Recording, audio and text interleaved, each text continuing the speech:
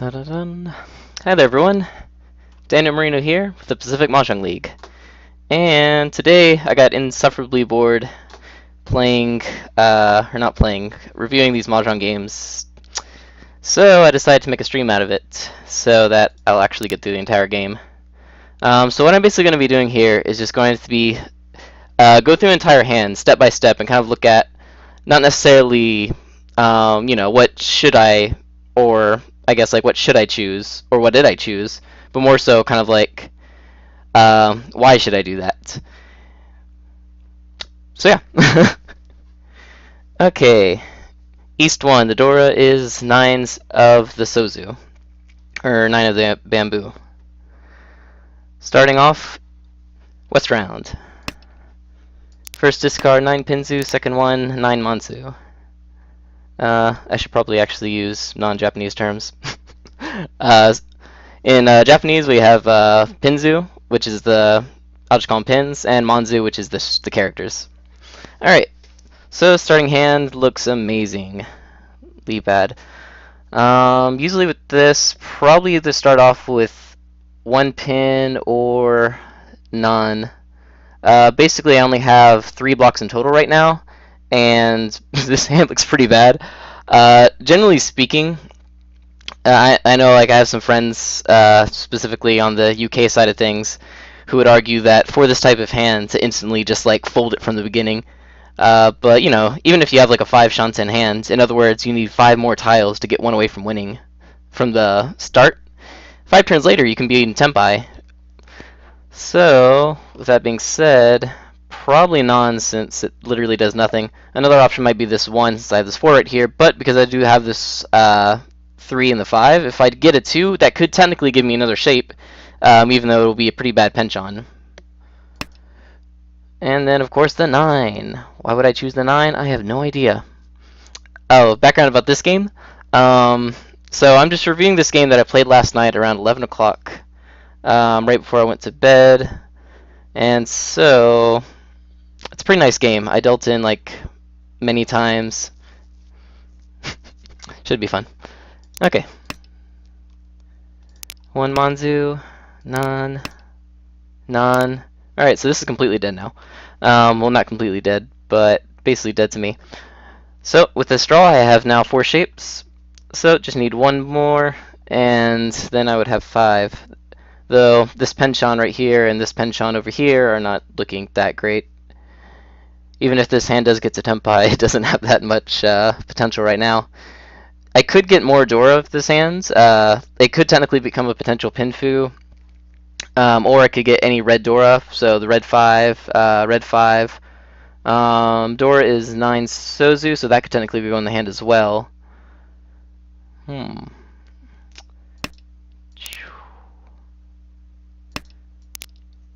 1 Mon, North, and my own wind. Alright, so I got a 2 right here. So with that, I finally have 5 nice shapes. That being the case, though, the 1-2 shape isn't that great. I mean, it's only waiting on a 3. If possible, I wanted to probably keep this 5 round, mainly because if I can get like 4 or 6, I can trade that out for a double-sided weight. Similarly, I might want to keep this 9 round because if I get a 9, or this 8 round, because if I get a 9 Sozu, then that instantly increases the hand value by 1. Those compared to the Hatsu, which I would need like at least 2 more to actually get any value from it. Hatsu is probably the best thing to go here. Right now on the board, I don't see anything that dangerous. A generally good thing that you can look at is if anyone starts dropping some dangerous tiles, specifically like 4 through 6, or I'm sorry, yeah, 4 through 6 is a really good indicator of, hey, I'm probably at least 2 shanten with this hand. Sometimes it can even indicate 1 shanten or even Tenpai.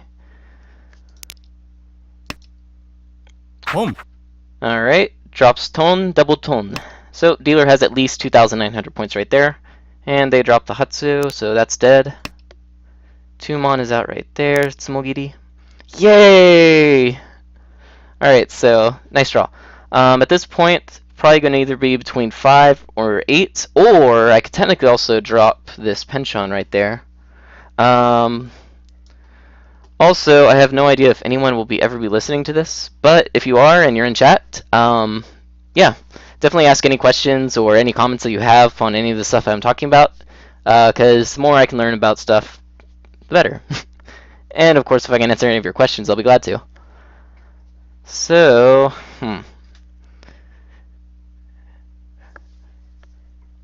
what to discard? Another option would be dropping the 9, but if I drop the 9, then I'm going to lose 4. Uke-ire from this and that right there. This hand could technically extend into a Chanta or even a Sanshoku if I get like the 1, 2, 3, 1, 2, 3, 1, 2, 3, this over here, and get a door right over here. So the 5 doesn't actually seem that bad of choice, especially since the door is the 9, and there's only one red 5 while there's 4 of the Dora.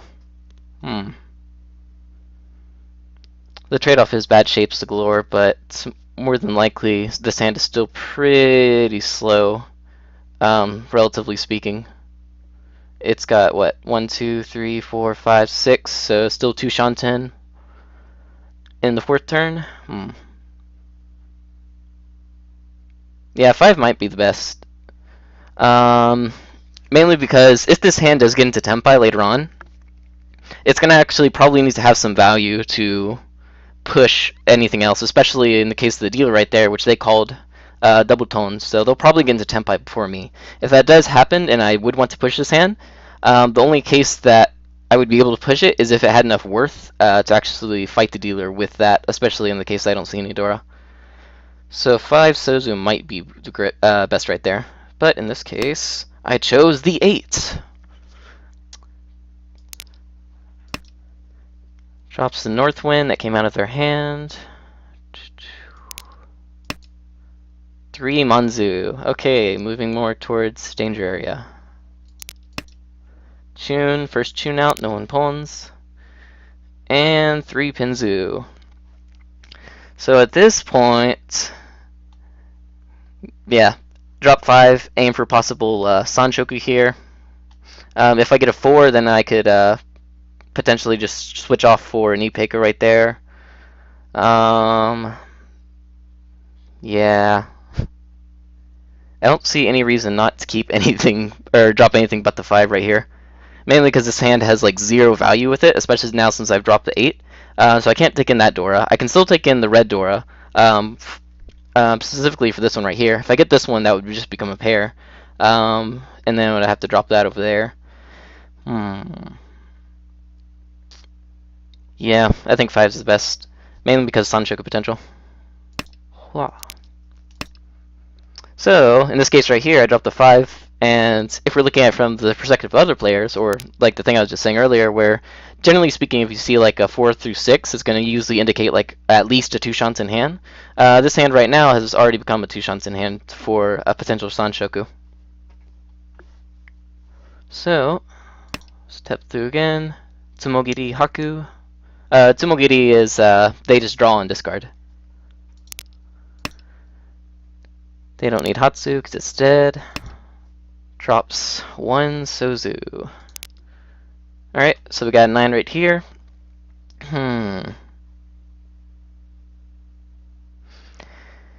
Technically speaking, if I was really greedy for like the Sanshoku or like any, I don't know, like value in this hand, I could potentially like drop the 1 and kind of like confirm that I'm going to get that 1, 2, 3 right there. And then if later on I do somehow am able to like draw 7, then like drop that to confirm the pair. And then if I get like a 8, you know, like drop this 1, 2, 3 set right here to confirm a potential Junchan. But I'm going to say it's a bit far off because that's like a 3-tile change for not much benefit. Not to mention, like, if I'm comparing that to like, you know, simply just like drawing like a red Dora, not only is this one a one change, but red Dora, like 1 tile instant value. Not to mention the chances of me getting 7 and 8 over anything else, I don't think is that valuable. And in the case that I do draw a red Dora, then I would probably be fine if I did get a double-sided weight for just like a Richidora. Depending on the dealer, I guess, mainly because they have that double tone right there. So if I do push them, or double tone means double east. But if I do push against their hand, I definitely need to have something worth fighting for. Because if I don't, then that's not a fight I should be fighting in the first place. So, drop 9 right there. Dora! So, just looking at the people that I'm actually playing against. So I'm playing on Tenhou right now, which ranked Tenhou has 4 different rooms. The first room is Ippon, so it's like the general room, and you're just gonna have tons of people in there that are just everything. Generally speaking, pretty bad players. Some players that don't even like know the rules, and so sometimes they're doing stuff. They're like, "Whoa, do they even know what like criteria is?" Once you get to the second room, which you get after you get to 1Q in the rankings, it becomes a bit better, mainly because, you know, everyone actually knows how to play the game at that point, at least in regards to like, oh, I need like, you know, 4 groups and a pair and a Yaku to win. You can still get some pretty iffy people, but it's a bit more bearable. Fun to play. And then whenever you get to the third room, Tokujo, that one gets a bit better because at this point you have everyone basically understanding like, you know, defensive strategies, like generic push and pull. In other words, like when to attack, when to defend, like how to progress their hands efficiently, how to progress their hands towards higher hand values, etc., etc. So this is definitely where like Tenhou starts to get really fun, because once you get into the third room, it's like, wow, I have like all these people that if you're playing like, you know, like in most like Western tournaments and whatnot, the general level that you're going to be finding in a Tokujo match is going to be far above what you're going to be getting in most of those tournaments, even in like the final games, or even if like the best 4 players from those tournaments were playing against each other. It is getting better though, but yeah, Tokujo is definitely nice. And above that, the 4th room is Ho-Oh, which even in Japan you have some like world-class players that are playing in there. In which case, in Japanese Mahjong, the world-class players are mostly all located out of, as you would guess, Japan. But moving on. So they dropped the Dora. So this could mean a lot of different things. Generally speaking, the Dora is like a big red flag. Just immediately like, holy shit, okay, someone dropped the Dora. Heads up. They might have something like pretty good in their hand. Because for most, you know, hands, if you do drop the Dora, that's basically saying I'm dropping this tile that would instantly double the points in my hand. If I draw another one, that would instantly double my points in my hand as well. And so by getting rid of that, they're either declaring like, okay, my hand is advanced to a point that I don't need this, or it's like, okay, I already have enough value through something else that I don't need it. But in this case right here, the Dora is kind of an unusable tile in that it's a lot less usable than say a 4, a 5, a 3, a 6, etc., etc. It's a 9, so it can only be used with another 9 or 7, 8, 9. And then of course Kokushi, but if you have Yakuman, I don't think you need Dora. So that might mean that they're at least 2 Shanten, or that just might mean that they're going hardcore for like Tanyao. Ho ho. 2 Manzu, their hand advances. I'm sorry, Sozu. And they don't need the door either. Same thing with them. Okay, Chun, I don't need that. So once the game starts getting later and later and later, you definitely need to start, I guess, seeing the limitations of where your hand can go. From the beginning, or as if you have like a really big hand, you usually want to get like a wider, basically available tiles for your hand. So you want to keep tiles that, you know, while they don't have immediate use, like if you do draw a certain tile, then you can trade out one of your shapes to improve your shape or something like that. So that's called like widening your hands. Whereas opposite, slimming your hand is basically once you get to a point in the game where it's like, all right, so people are getting closer to winning, and I'm not going to have like, you know, the chances to safely drop like, you know, a 4, a 5, or a 6. Then at that point, it's like, all right, now I'm going to slim down my hands, try to get basically just what I'm like, kind of like set in stone to get. And that is Tenhou saying, you've been in this too long, your connection has closed. But luckily we're not online, so this is just a replay. Yeah. but usually that'll start to happen anytime you get like halfway through like the middle row, so around like like the 10th turn or so. In Tenhou it can happen even further, but it's definitely a case by case basis.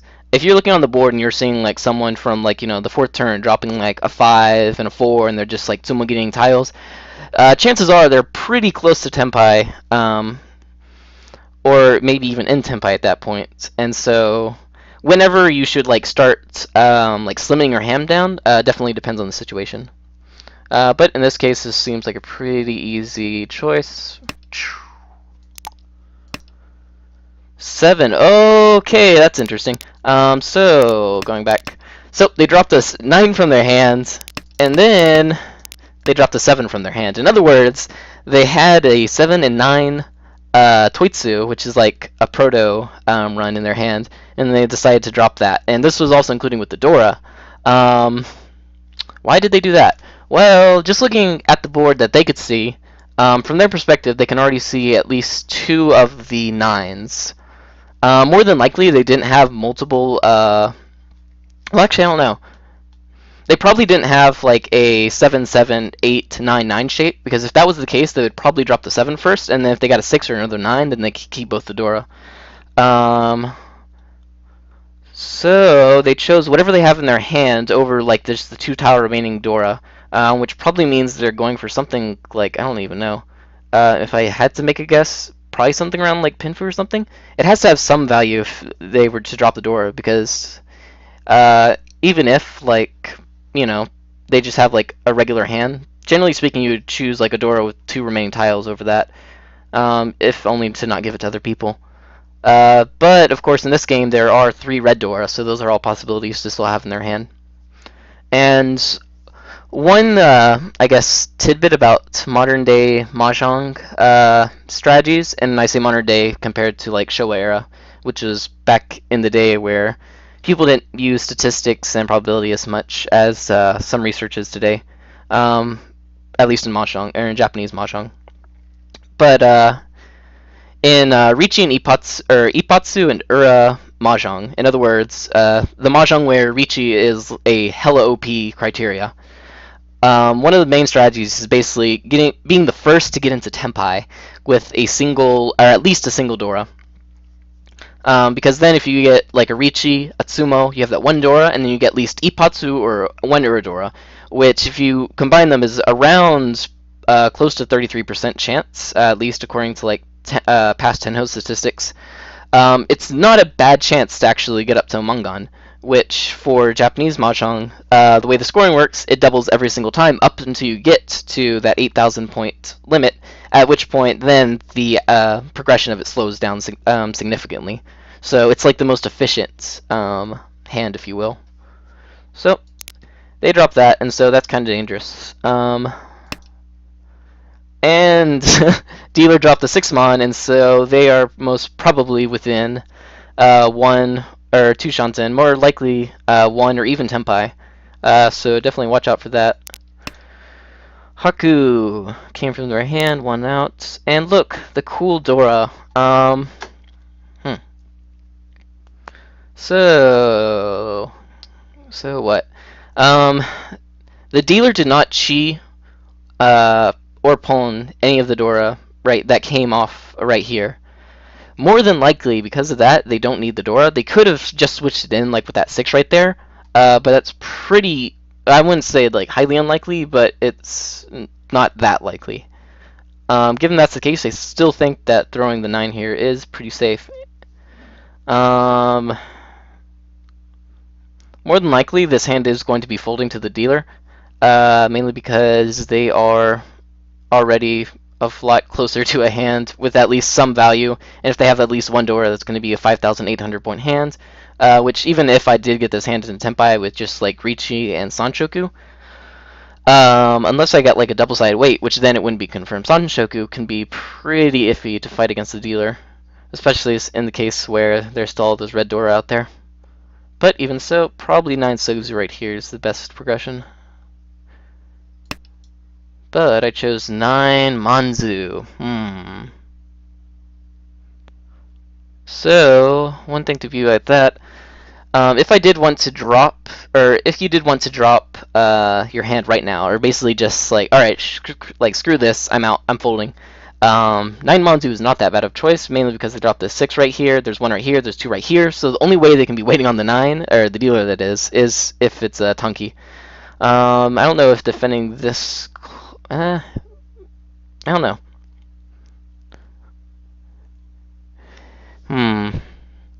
Yeah, I don't know.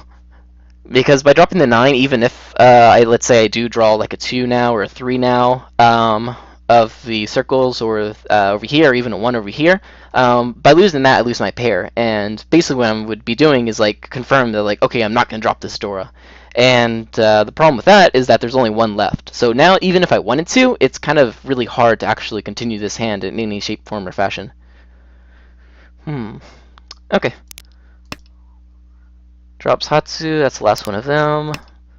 Tsumogiri Haku, they don't need that. Drops the 2-pin. Wow, that would be nice to call. Not really. Yeah, if I did call with this, even if I did have the 9, that would just be opening my hands. I don't know, that wouldn't actually have been that bad, maybe.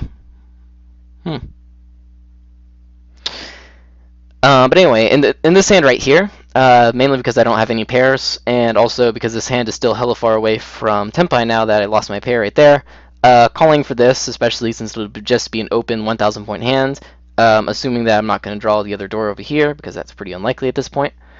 Definitely no call. Alright, draw this beautiful tile.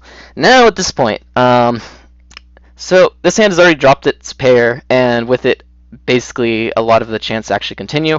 If I am just treating this like from a pure block state, I could just technically drop the 3 and then have like this run right here, this is my pair, this run, and this run. But that's 2 penchant. In other words, this 8-9 right there and that 1-2 right there, so some pretty bad shapes. And also it's completely worthless. Unless of course I get the Dora, which then that's another thing. So, defending right here might not be that bad of an idea, or just like completely folding this hand to everyone. So if I did want to completely fold this hand, generally speaking what you're going to do is, for instance, like in this case, I would want to be defending against him, or the dealer. But I don't want to just defend against them, because if I just defend against the dealer and then, you know, I suddenly drop a tile and then the person to the left of me is like, boom, or I start defending to the dealer and then, like, you know, north or south decide to reach and then I'm left without any safe tiles for them, then that can be pretty bad. So if at any point in time you're deciding, like, okay, I'm going to defend this hand, I am not going to deal into anyone, you're going to want to basically treat the threats in like a reverse order. So if we look at my hand right now, so we have this north wind, which 2 are out right here, so it's basically a hell weight. So it's pretty safe for almost everyone, unless this guy goes over there with like a hell weight north, which if he does, nice weight. Dora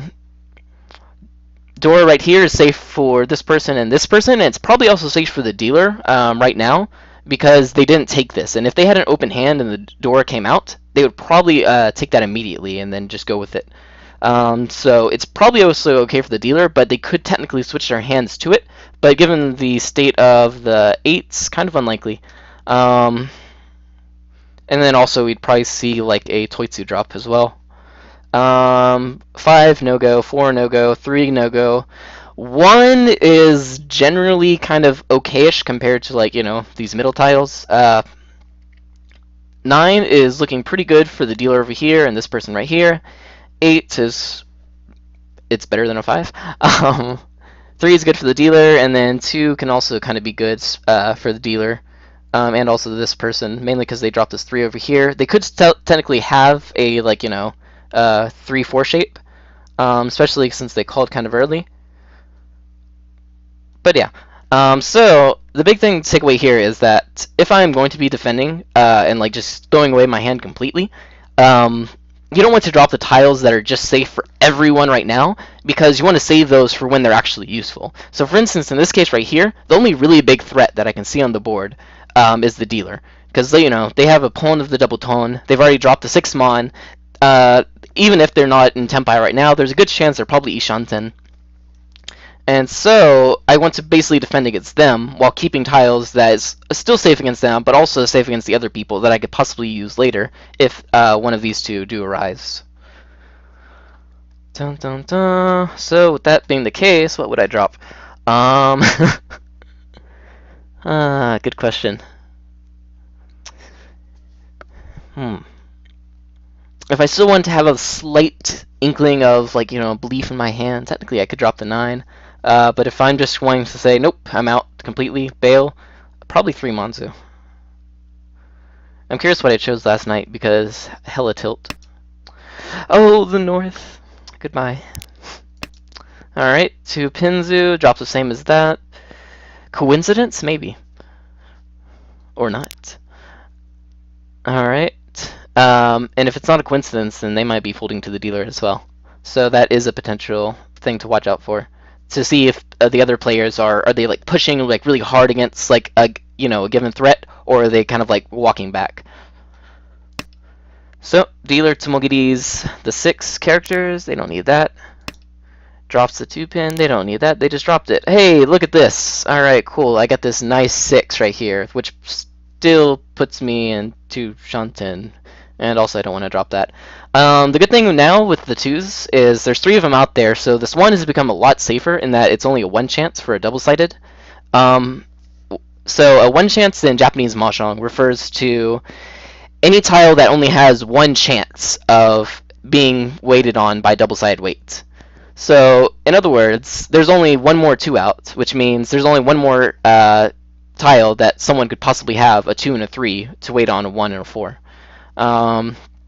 It's not perfectly, safe. Like, nothing is in Mahjong except for Genbutsu, which is basically like, oh, they just dropped this tile. I can drop a 2, and now it's, like, perfectly safe. Or, like, oh, every single person has dropped this tile, therefore no one can win off me. But aside from that, you have some stuff that are safer than others. For instance, if I drop a 1, this is generally going to be safer than, like, a live 5. So with that being said, once again, I do not think this is a hand that should be pushed, mainly because it doesn't have any worth. It's still really far away, and the dealer looks kind of scary. Mahjong isn't a game where you want to win 100% of the time anyway.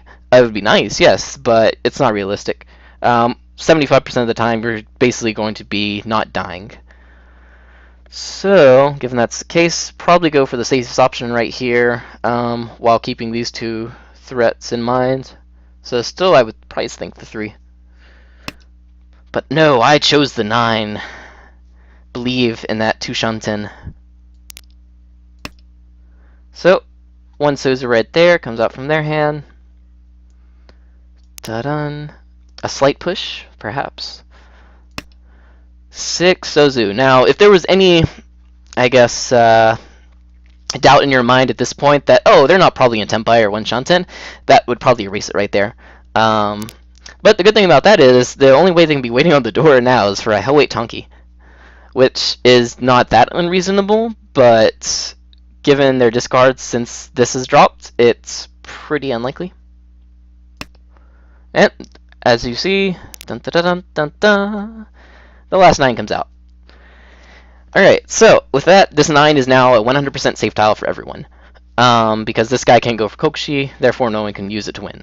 So this is a pretty good tile for defensive.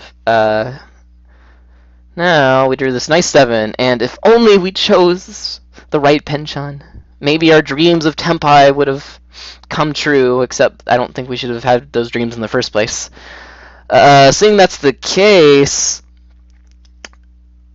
more than likely, I'm kind of leaning towards dropping the 2 now. 2 is safe for him. These 2 aren't probably in Tenpai yet.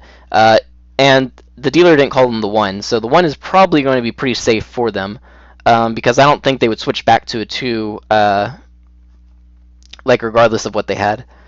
Because the only way you can wait on a 1, aside from, like, a single Tonki, or a Tonki is just a pair weight, is double-sided weight, with a 2 and a 3 waiting on a 1 and a 4.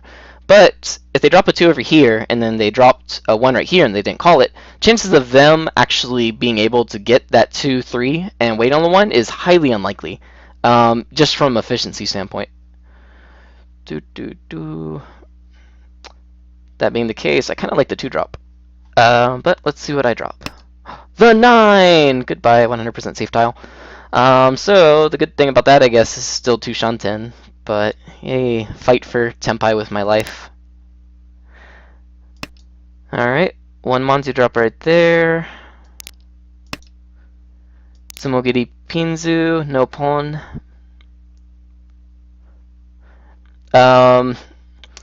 In more like really like, oh my god, life-threatening situations. For instance, let's say if this was South 4 and I needed Tenpai no matter what, that would be a good pawn right there just to get, try to confirm Tenpai. but in East 1, or been in, how do you say, generally speaking, in a Hanchan, which is the East and South round, for the East round, you don't really care about the situation. You don't care if you're in first, you don't care if you're in second, you don't care if you're in third, whatever. Unless, of course, you happen to be at one of those at an extreme point. Like, we're talking at least 15,000 plus points. But generally speaking, in that East 1 round, you're going to be aiming for the highest average that you can get. You're basically going to see, like, what is, like, the highest return that I can get. Whereas in the South round, it starts to change a little. At that point, it's like, all right, what is the lot that I've basically I've been given in life, and like, how should I react?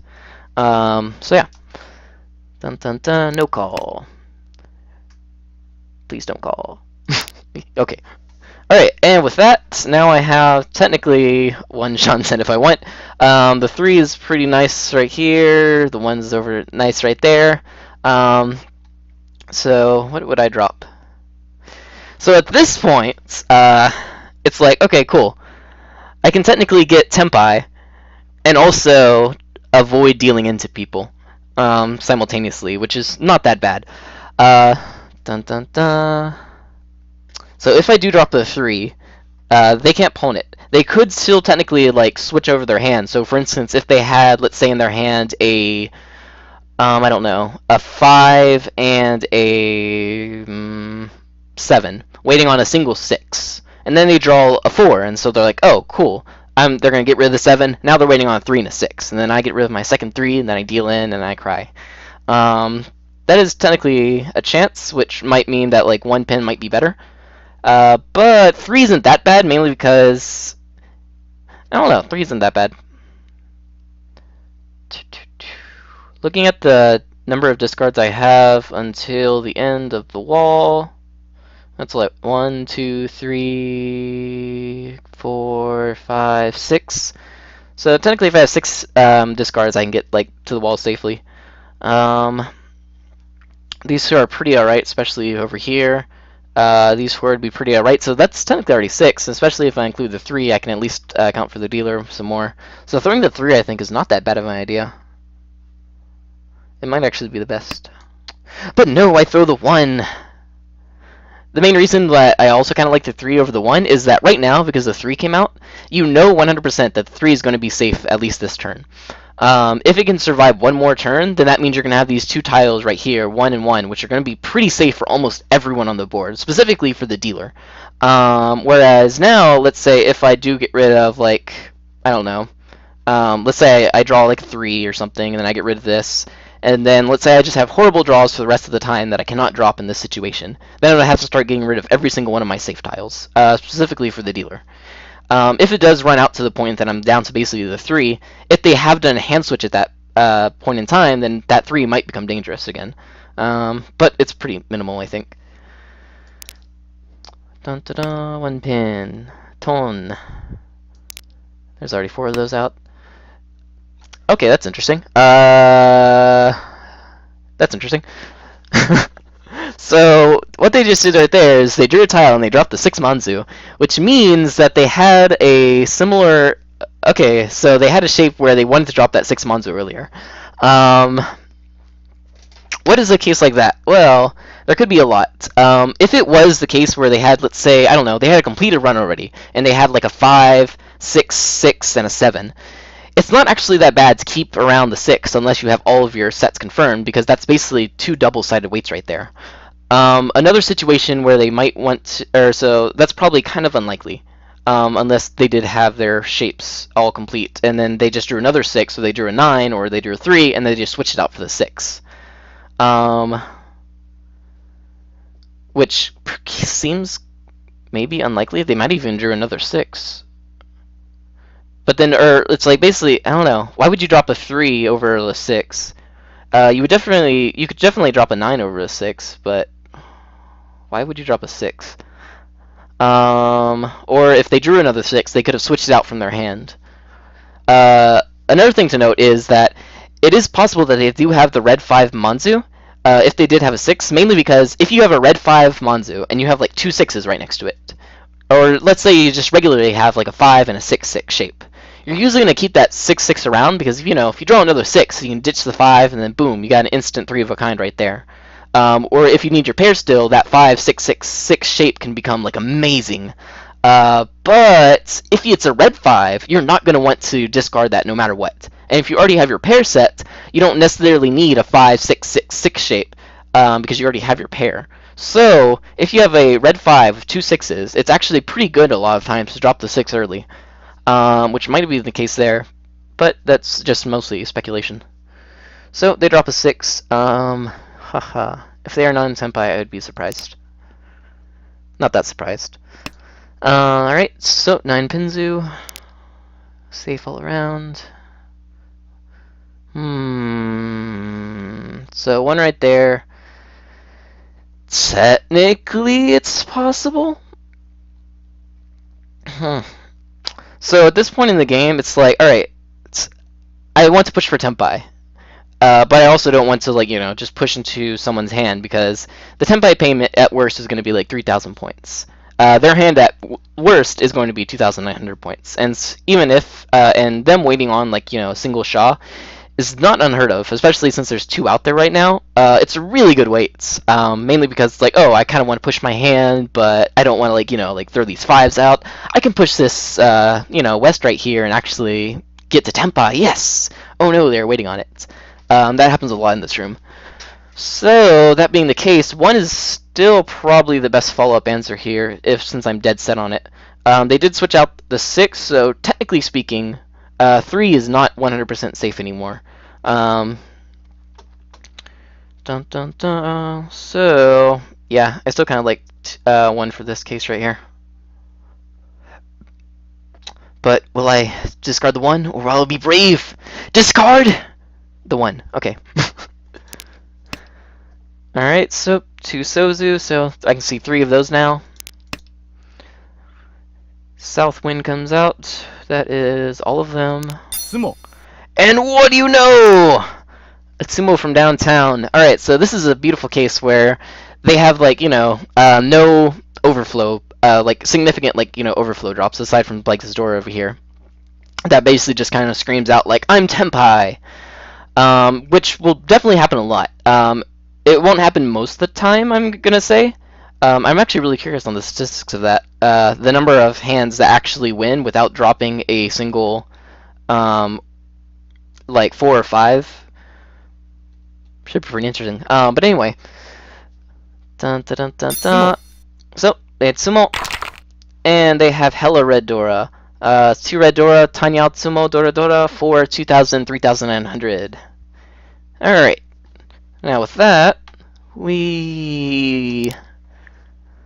let's go back to the beginning and ignore everything right there.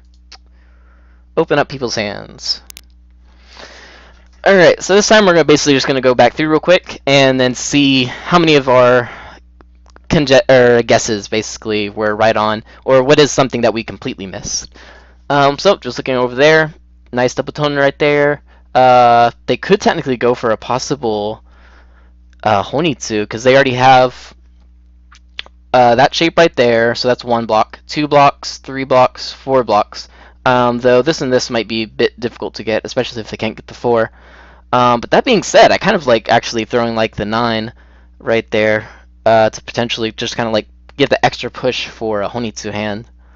But even throwing a north or a south, especially a higher up, can be pretty good for throwing people off your tracks. But let's see what they do. So they throw the 9, they see the Honitsu, they believe. Pretty standard Sha or 1 Sozu drop. They have a 5 Renshan, right? Or not Renshan. Renke? I forgot what it is. But anyway, they have basically a run of 5 in a row right here, so that's really nice shape. They do have this one, but they could potentially change that into an Itsu later on. But they do already have a door right here, and they can accept the door right here, so they don't really need Itsu. But that being said, this Shaw is still pretty useless, and so they'll probably drop the Shaw over the 1, I would think. Oh no, they dropped the 9. They're like, okay. So 5-9 right there. They say even if they get a 7, they would still keep the red 5 over that. Since that's the case, they're dropping the 9 first before they can drop, or before they drop any of that. Interesting. All right, I do my thing. We'll go back. Let's see. Nice draw right there. 1-4 is usually like instant, like 1 drop, or like 6-9 is also usually like instant 1 or like 9 drop. Some exceptions would be like, oh, if I still need like my pair, and you would want like a 1, 2, 3, 4 shape for the Nobetan, waiting on the 1 and 4, or if like let's say in this case where the thing is Dora, both of those cases are alright. But their hand looks really nice. They already have 1, 2, 3, 4, 5 blocks right there. They can get a door right here. They can get a door right here. They can get a Dora over here if they switch in a red 5. So not bad. Dun dun dun. Draws the 7. Now what do you do? Follow up with the 7 or say no, no, no, I'm good with the double tone. Just continuing their Renchan. And that kind of looks like what they're going for. 3 right there. So now they'll probably give that up. Oh, okay. Same one came out, same one came out. Follow up with that. 1, don't need that. 7, okay, their bet paid off. So now they have this right here, which is at least like 2, 3, 4, 5. So they can probably start dropping the Hatsu and the and the pay right now. Probably pay first, because if they do draw another Hatsu, then they would probably want to accept it. Okay. Yay, shiny drop. Alright, so this is at least 2 shapes. If they force this to become a shape, that's at least going to be 1. So 1, 2, 3, 4, 5 blocks. So they could technically start getting rid of this, which seems what they're going to do, but they're going to keep leaving these open just in case they do draw one, and if they could switch out for something. Okay, let's see. Drops the tone, and got to double pwn that. Alright, now they're, what is that? Technically, yeah. 2, is that 2 Shanten? No, that's 1 Shanten. That's 1 Shanten after that call. Interesting. I'm really curious what they drew, or what they're going to draw to drop that 6. But let's see. Drop the Hatsu, draws Tsumogiri, this is a 2. Drops 8. Drops their own wind, mainly because they have hella shapes now, and they don't want to drop the Dora or break up any of these. Okay, so at this point, they just drew that 4, so normally you would drop the 3 right here, got those 2 right there, you can pull that, or chi that, which they do. 3, the Itsu Dream is alive. Not that it's really needed. So, probably one of these 2, none of these have came out yet, so start up with that. I do my thing, they don't need that, they don't need that. Hello. Okay, that's a nice draw for them. So now they can just say, I don't really need Itsu or anything. I have 2 Dora and Tanyao.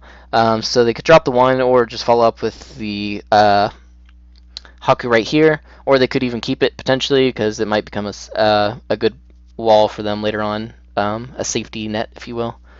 But yeah, so they're going to keep this around for now. 1 Sozu. 9 Pinzu. Ooh, okay. That's interesting. So they got a 2, 4, 4, 6, 6 shape.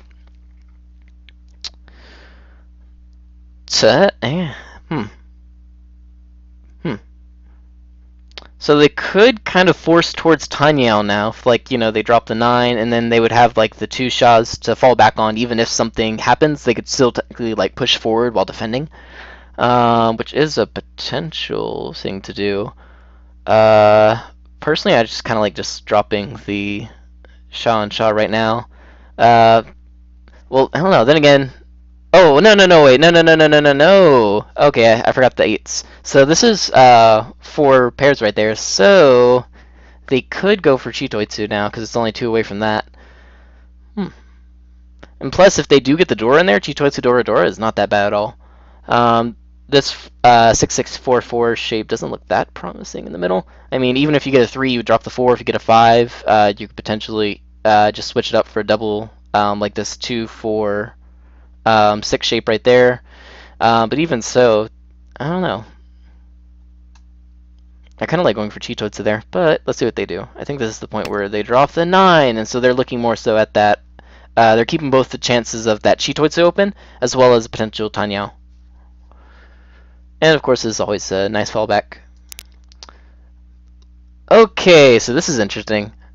So they just drew a 7. At this point, it's like, alright, they're still one shanten away. They can drop their ukeiri, or their available tiles, to go for a potential Toy, which would be really nice point-wise, because then that would go from a 2,900 point hand straight up to around a, well, if they, yeah, around like a 12,000 point hand.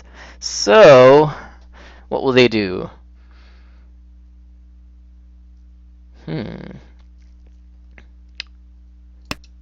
Drops the 2 and believes. So that's pretty nice, I guess, because now even if they still draw like a 5 or a 4, they can still just instantly take Tenpai for that over there, or an 8 even. I like. Okay, and of course if they get the red 5, they can take that in as well, raise it up to a 5,800 point hand.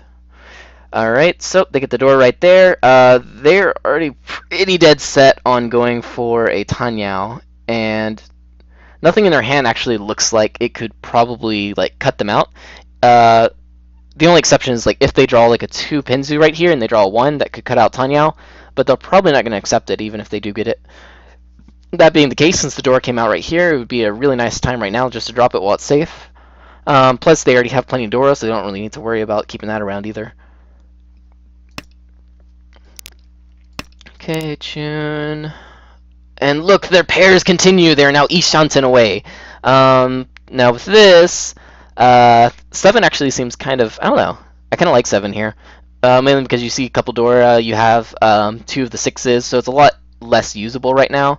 2 is pretty nice. 4, 5, 5 is okay in Chitotsu hands, or I kind of like it, mainly because you have the potential to draw a red Dora. But of course, anything in the middle is pretty unlikely compared to, like, you know, Sha Tanki. They'll definitely drop that. Oh wait, here they already have Sha. So they follow up with 7 right there. Now 1 shanten away, and boom, drops a 6. That point where we're like, okay, whoa, back up. Now they are in Tenpai now, waiting on the 4-7 with a 4,000 or 2,900 point hand. If they get a Tsumo though, it will raise up to a 1,300 all. And they draw the 2, the 1 backfire I was talking about. But do they accept it? They do. Interesting. Alright, so draw a 9 right here. I do my own thing. Hatsu over there.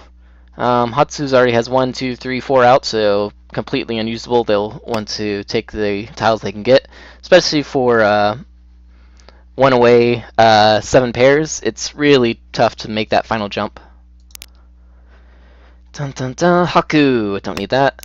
They're in Tenpai. They do what they want, and boom! Alright, so at this point, they're like, alright, got this 2 beautiful shapes, got this beautiful shape over here. They're probably going to want to keep this 5 in, and they want the chance to pull this or this to instantly take Tenpai for a 3,900 point hand, so probably 2, which they do. Follow up right there. Ooh, a 1. So looking at the available tiles they can see from their perspective, they can see one of the 2s just came out right there, so there's only 2 of those remaining. 5s, they don't see any, so there's 3. 4, they don't see any, so there's 3. And then there's your 1, which is right here. If we're comparing a 2 and a 1, that 1 seems a little bit nicer, especially since this came out right over here, and this is out over here. And plus, because they have these 2 wests, they can't go for Tenhou anyway. So moving outward is pretty beneficial for them. So they're probably going to follow up with that. Now, okay, so yeah, this is pretty interesting. So they drew the other 6. Now, normally you can either just draw and discard that same 6, or you could discard a 6 from within your hand.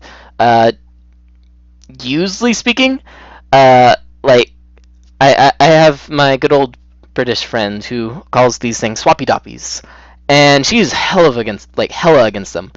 She's like, what? It gives away so much information in every hand. Um, they're actually kind of good, and also can be kind of bad. The main reason why they're kind of good is because let's assume that it's late in the game, and person X is 100% most definitely in Tenpai. You're like, I'm defending like hell against them. And whenever you're looking at a person to defend against in Tenpai, unless it's a very point situation or situational game where they're out to get you, if let's say the person to your left discards a 5 of the circles, and then you go around and the person you're defending against just draws and discards. When it comes back to your turn again, chances are they're not waiting on that 5 of circles, unless of course they're trying to be sneaky and just like raw on you specifically. But that won't usually happen unless of course it's a very point specific game.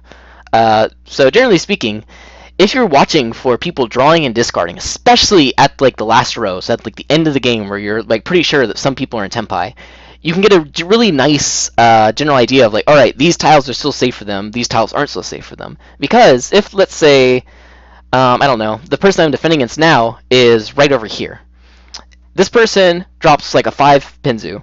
They draw a tile and discard something else from their hand, and then I'm like, oh, cool, I can draw a 5 Pinzu now. Run! Doesn't always happen, but the main thing there is that even if they drop a 5 Pinzu over here, and I drop one immediately after right over here, if they switch their hand, that tile is no longer 100% safe. But if they just draw and discard, unless of course it's a situation where they specifically be aiming at me, it effectively is. Which is very, very beneficial, especially in like situations where you're like, I don't have any safe tiles, please guide the way.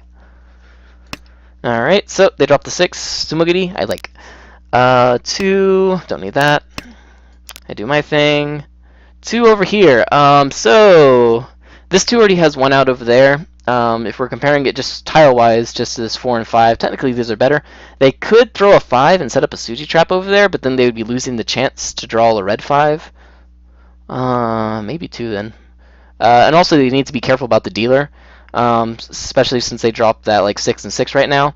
They dropped this 3 pretty early, and so 2 isn't that bad for them. So probably follow up 2. Ooh, no, they go even further. They go 1. Curious to see how they're going to react to the dealer stuff from here. So, dealer draws a 6. They don't need that. They're content with their Tenpai. 6 just came out, and that's hell lucky for them because they just drew this Dora, and they're like, yes! Chances are they're not going to be waiting on that. The only way they can be waiting on is the Hellweight Tonki, which, while it does happen, is pretty unlikely. Or at least with this open hand. Alright, same. Draws the 1 now. Already has a lot of them out, so definitely can't use that. 1 from there. Okay, and with that, they take Tenpai. So, from this point, they have a couple of things they can do. They can declare Reach, and then just go for Riichi Tanyao Tudora, boom, instant 8,000 point hands. Or they can say Dama with, if they get a 5,000 point, or 52,000 point run, then that's still pretty alright. If they get Sumo, it's going to be up to a 900 point gain. So either way, it's pretty alright hand. Of the tiles that they're waiting on, they don't see any of the 4s out right now. They don't see any of the 8s, or they don't see any of the, what is that? Or 5s. Usually speaking, in this case, you'll drop the 3, mainly because if you can draw, like, let's say a 6 later on, you can switch that out and instantly get, like, a Tanyao as well, I'm sorry, a Pinfu. They could technically even, like, shift towards a Sanshoku. So yeah, it's not bad. So probably the 3 drop, which they do, and take Tenpai. So now 2 dangerous people. And me all the wiser, like, 3, whatever. But they did push that against the dealer, with the dealer dropping this like 6 right here and this 6 right here. So they're probably in Tenpai, and they're basically saying that, like, yo, I'll take your Tenpai. So that's a interesting thing to view right there. Don't need that. Okay, so they drew the 3. So now they're going to drop the 6. So they're choosing, oh, that's why they chose it. Okay.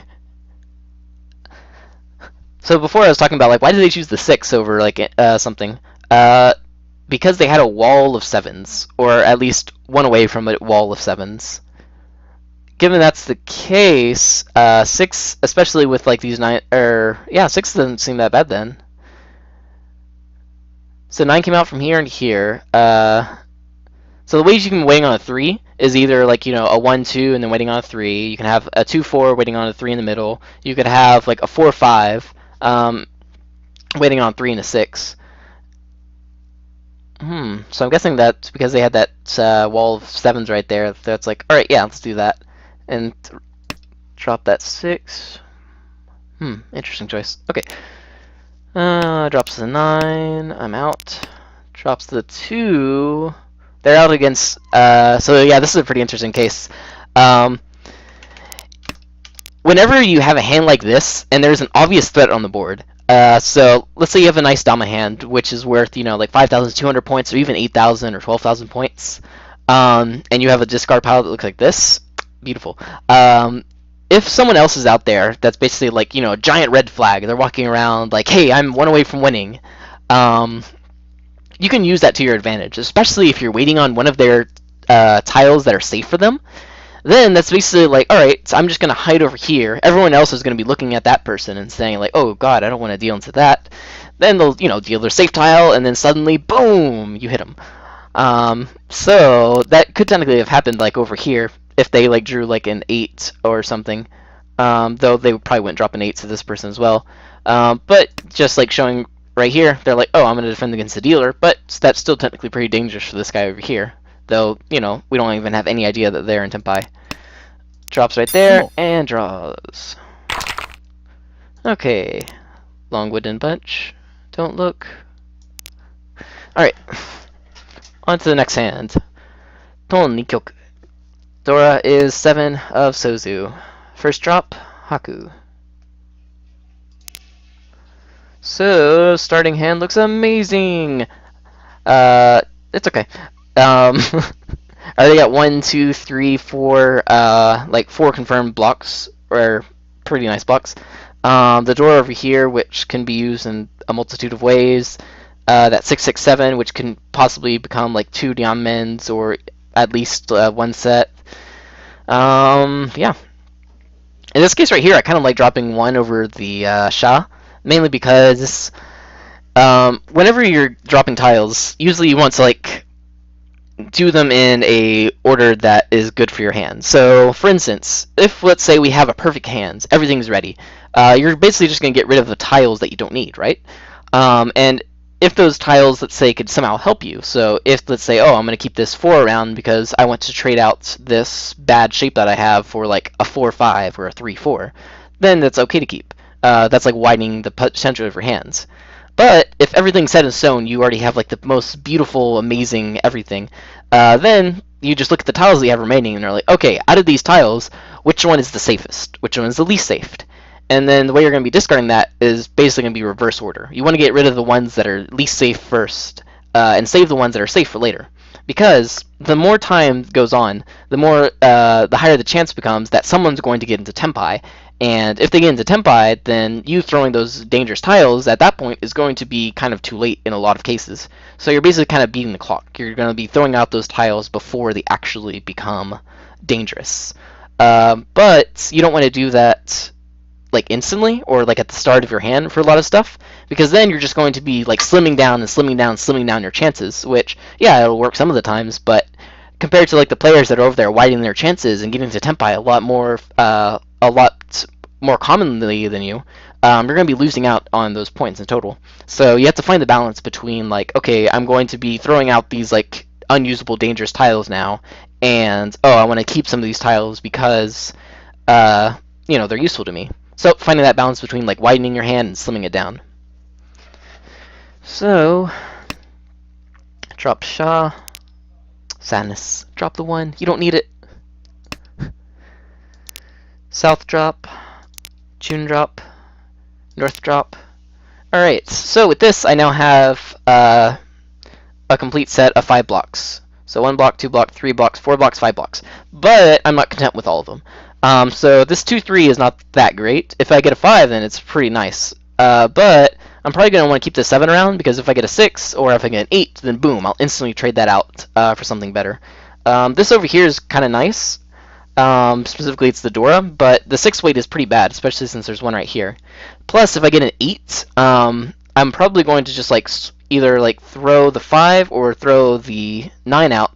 At that point, I'll need a pair. So this isn't technically confirmed as a a set yet. It could definitely become my pair, and this 9 right here is definitely not confirmed as my pair yet. Because if I got to roll an 8, then I could do some stuff with it. But in this case right here, 1 seems like the obvious outlier, so let's toss that. So 9-mon right there, Tone right there, Chun right there, all the honor tiles. Don't need Haku. Another Tone, that's dead. Qmon. Haku is completely dead. Chun. These are amazing draws. One Sozu. They're all Tsumogiri, I love it. Nan. Okay, finally one from his hand. And 9 Manzu. Alright, now we got a 3. So, just looking at the lonely tiles in our hand, we basically have the 7 and the 3 right now. I could also technically throw out the 6 and confirm that to keep this and this both still in my hand. But by doing so, if I draw an 8, that might be kind of bad because then I'd lose my pair over there. But it's not that bad, I guess, because I could drop the 6 and then wait on like a 6-9 over here. But either way, the 3 kind of loses some of its value because I dropped this 1 right here. And whenever you have like a 1 and or drop a 1 early on, then you draw 3. If you do end up drawing a 2 again, and you do end up getting to Tenpai on that, then you're going to be in footy 10 on that double-sided weight, which isn't always that bad, but if I'm comparing it to like the 7, which still has all of its potentials open, except most of the 9s are dead, it's still kind of iffy. So I'd probably go with 3 here. Oh. 1 Manzu. I wonder how many of these people are going for Tanyao. Well, let's see. 2 Easter dead. The red dragon's dead. The white dragon's dead. So the green dragon's still alive. South is dead. Well, that's my wind. North is almost out of the way, and this one's also out of the way. So yeah, pretty good chance. 7. Finally some advancement from the dealer. 2. Oh, and then I cry. But not really. Regret nothing. Dun, dun, dun. Also 2. 8. Ooh, that's interesting. So, they dropped the 9 out of their hand, and then followed up with an 8 out of their hand. Even if you missed the first 9 out of their hand, if you didn't see it like come directly out, if you just see like 8 come out of their hand, that means at one point in time they had a 9 and an 8. In other words, they're dropping a Toitsu, so they're dropping this Penchon right here. There are some cases where you'll want to drop, let's say, a 8 and a 9 over a non-complete shape. For instance, if you're like, oh, I want to keep like a 4 in a row shape over this, bad Penchon over here. But in a lot of cases, a 8 and a 9 or a 1 and a 2 coming out can mean they have what's called Tatsu over, which is basically they have too many proto runs. So a proto run is basically just needs like one more thing to complete a run, and so it's 2 tiles. So if they have, let's say, 13 tiles in their hand, and let's say they have a pair, so that's 2 of them. Then the other 11 tiles, let's say 10 of them, are basically 5 sets of Tatsu, so 5 sets of proto runs. But in Mahjong, we only need 6 blocks. So at some point, they're going to basically have to decide, all right, out of these blocks, I need to get rid of one of you. And that could be, getting rid of like the 2-1 or the 8-9 because they're kind of useless. Dun, dun, dun. So, but the main thing that means, if they do have 5 proto blocks and possibly like a pair, they're probably around 2 Shanten at that point. They could be around 3 Shanten, but generally speaking, proto run dropping is a pretty good indication of progression of a hand. 1, 2, and 8, 9 can be dropped from farther away, mainly because they're really bad shapes, and if you have a really bad hand from the get-go, you kind of want to like aim for something really big, just because like, okay, by the time you get to Tenpai, it's going to be later in the game, and you're not going to have like the advantage of like being like the first in Tenpai and all that stuff at that point. So if you want to continue at that point, or you want to have something that's worth fighting for, you would need to have something big, which might not be another reason why someone might want to drop like an 8 and a 9 early on. But yeah. So they pulled that right there, which is very interesting because they dropped the 7 and then they called the 8. So they didn't drop another 7 after that. So in other words, they had a 7-8-8 shape, or at least, and then they dropped the 7 out of it. What does that mean? That's a good question. Yeah, it's a good question. I have no idea. I mean, yeah, I have no idea. Could they be going for Toy Toy? Technically, but generally speaking, if you're going for Toy Toy, you want to keep around some honors, because then if you can get the pawns of those, not only are they easier to get pawns of if you get 2 of, but it'll also give you some value. So I have no idea why they would drop the 7-8-8. And then they dropped the 6. So at this point, I should probably be kind of scared of this guy, or at least watching out for them. This person pawns the 6 and drops the 8, which is now completely cut off. So this shape right here, which was before a beautiful 5 and a 9 and also a 6 weight, is now just a 6 and a 5 weight, which is significantly not as good. So sad. But anyway, so this person pawns that, they pawn that. Fireworks all about. 2 out from there. 7 out from there. Oh, okay. Yeah. So they just had a 7-8-8 and they dropped the 7. They had a 6 and a 7 and they dropped the 6-7. Probably Toy Toy. Good chance they have Toy Toy. I would guess Toy Toy. But either way, I think they're probably really close to Tenpai to be dropping, like, you know, all these really good sets, and they have to be dropping them for some value, because looking at, if they are going for, let's say, Tenhou, 6-7 is an amazing shape. It's like one of the best things you can get, because it's the double side on the 5 and the 8. So for Tenhou, waiting on like the 2-5 or the 5-8 is really good, because the 8s and the 2s are really likely to come out compared to like some of the middle tiles. So the fact that they're dropping that over whatever they have in their hand means that whatever they have in their hand is probably pretty rare. Probably, I would say, around like the Dora stuff. So red Dora, 7s. Either way, run away. So 6 is called, 7 was dropped right there. So this seems like a pretty optimal time to call drop the 7. Even if I keep it around, I'm not going to be able to use it because like the 6s are dead. Are almost dead. The 9s are basically almost dead. So it's kind of right now. So throw that out. 6. Yay. Did that come out their hand? Yeah, it did. So I could pawn right here. But once again, that's kind of leads to nothing. I wouldn't want to fight for Tenpai like this early in the game, because the chances of this game even getting to Tenpai with these two fighting is not that likely. Not to mention, if I do pawn, then I'm basically forcing myself to go for like a Tanya or something, or like a really forced Itsu, which either way I probably don't want to do, especially since on the board there's not that many Sozu out, so these are pretty dangerous. Not to mention this like 9 over here and this 5 over here are right around the Dora, so I don't want to drop either of those. Dun, dun. 7. What are they going for? So yeah, this person just dropped the 6-7-7 shape. I'm completely lost now. I thought Toy Toy? Was I wrong? Maybe? I don't know. Do they just have so many Dora they don't need this 5-7-7 thing? I don't get it. So confused. Alright, so East. There's 2 out right there, so that's pretty alright. They could be waiting on Tunky for it, but kind of unlikely. Oh, I keep the East. Interesting. Interesting. Alright, so looking at the available tiles that I have in my hand, or more specifically this situation, um,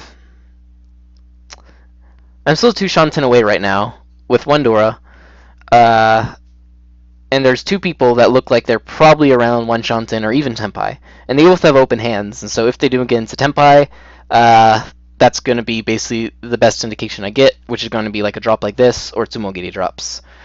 Both these just came out of their hand, so unless they had like 3, or all 3 of their last tiles came out of their hand, so unless they had 3 perfect draws, they're probably not in Tenpai. But that can happen, and seeing this, they're probably at least 1 Shanten away, if that. The 6 over here kind of makes sense because it's pretty dead with the 7s out and the 8s out. Well, at that point it was only 1-7, but even so, that 6 is still pretty useful for Tenhou, and if they are aiming for Tenhou, which the only thing they would have available to them aside from that is a Hatsu as well as, or the Green Dragon and the West Wind, which technically is possible because they were like the second one to drop this East Wind, so they kind of wanted to keep it, but then they only dropped it after it became less useful. So they could potentially be going for a Yakuhai. But even so, because they dropped a 6, chances are their hand is up there as well, probably at least 2 Shanten, maybe 1 Shanten or Tenpai. So I don't know if I would technically want to be pushing in this case, but if I look at the safe tiles that I have for this hand, it's not much. The 6 is kind of nice right now because it just came out. They did do a tile switch right there, but because you know, they had this like 8-8-7 shape and dropped the 6. Ooh, wait. What if they had the 7-8-8 shape and then they dropped the 7 to keep the 2 8s because they had a 4 and a 5 shape, and because they could already use the 6 and the 3 and they were going for Tenhou. That is technically a possibility. But anyway, so dropping the 6 right here, assuming that they aren't in Tenpai yet, and I could drop the 7 later for just like completely safe to everyone. And then also this East is basically safe to everyone except for a Hellweight Tonki from this guy, which is unlikely. If I did want to push this hand for Tenpai later, 6 doesn't seem that bad. Not to mention I don't have any safe tiles basically for most everyone aside from like kind of these 2. And so pushing forward with this hand doesn't seem that bad. It's probably going to be folded, yes, but at the moment. Interesting. Alright. And they drop from within their hand the Green Dragon. Now, if they don't call it Green Dragon here, I might be a little surprised. Okay, they did call it Green Dragon. And they drop... Is that a Hellweight? Oh my god. That Hellweight potential for that North, that East, might actually be there. Or they could be keeping this for a safe tile, which is actually more likely, I would think. But either way, they're probably in Tenpai. So, in a case where you see like people dropping middle tiles, that's pretty dangerous. But whenever you get closer to a hand, you're going to drop the most dangerous tiles that you have first, and then keep the tiles that are less dangerous for later. Because then, if something happens, you can just throw that, and you're good to go. So now, with them dropping this pretty safe tile, that kind of is like the indicator. It's like, alright, my hand has arrived to a point that I don't need this safe tile anymore. Usually because I'm in Tenpai. So they are probably in Tenpai.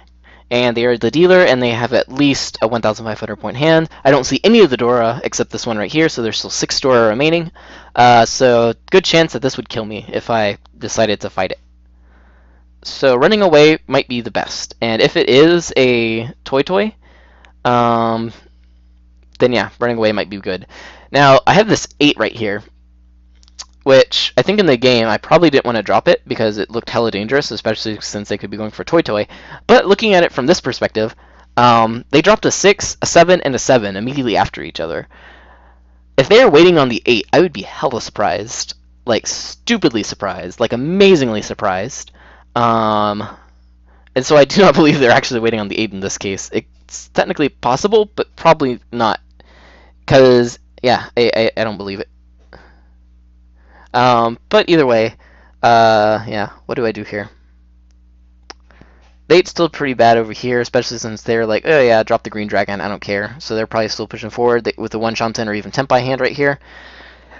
I just want to run away from the situation. if I did want to run away, how would I do that? So they called this right here, so the 6 technically isn't that safe anymore. Especially if they have like a 2-side weight on a 5 and a 4, because they wouldn't have a chance to cheat over here and here, but now if they get some Tenpai, they would have a chance to run it. So this is out. 7 is still pretty good, in that it's probably safe for everyone. So 7 might be the best choice right here, but I really like 8. And of course we have our good old Ton, which is pretty unlikely. It's available, but unlikely. So I drop the East, and I am into the fighting for my life mode. For Manzu, if this is not a sign that they're pushing, I don't know what is. 6, that was dropped by the dealer. And also the 7s are pretty out, so this seems pretty alright, like safe-wise. Plus they dropped the 7 before, so they might just already be defending, or they just happen to be throwing some nice tiles.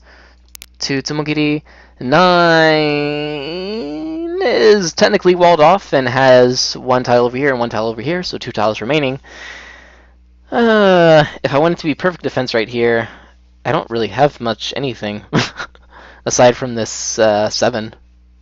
So dropping the 9 might not actually be that bad at this point. I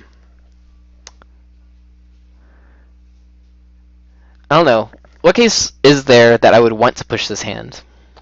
If I did draw like a 6 of the Sozu, then the 9 over or the 8 over here isn't that bad since they dropped that 6, 7, 7 shape. It is kind of bad for this person over here, especially since I can't see that many Dora and they're probably pushing against the dealer. So that means they probably have something to fight with. The 4 just came. Ooh, actually, no. I do have something. So they Tsumogiri right here, and they threw something in here, but they're probably not anywhere near. And this is probably in response to a safe tile for here. Since that's the case, I can drop the 4 because the 4 is dropped over here, so they're not waiting on the 4. Neither are they, which actually might be the better thing than the 9. But if I did want to drop the 9 to push forward with this hand, I think now would be the time, but not necessarily. Thank you. Okay. So I decide to go with the 9. Push my luck. Drops a Shaw from their hand. So that could have either been their safe tile, or they could be actually defending now, or they could have just reached Tenpai by dropping that. So many possibilities. Drops the 1 over there. Not that safe over here. Is safe for them. They could possibly be pushing unless they don't have anything better to drop. Then the 1 isn't, I guess, that bad, depending on what they have. 3 instant drop. Don't call it. Don't call it. Don't call it. Don't call it. Actually, 4 is still safe. But yeah. Okay, a 2 now. Technically, still 2 away from Tenpai. Yeah, I like the 4 drop still because this guy Tsumogiri, this person came out right there, so it's still safe for these 2. He could technically be pushing with that 1, but it still seems kind of unlikely. 4 drop? Yes, 4 drop. 1 drop right there. 3 drop, which is safe for him, so they're probably folding. And then this person's Tsumogiri, so they're like, okay, this is safe for them, and it's safe for them, so drop the 3. Haku. Hey, look, it's that cool 5. Probably continue up with the 4 drop. I don't want to push this stuff. The 2 is also not that safe, especially if they're going for Toy Toy, because that could hurt really bad. 1 drop. 2 Sozu. If I had to guess, I don't think that they have any of the safe tiles for both of these 2 people. Or they could technically be pushing and they just do a 5 or something.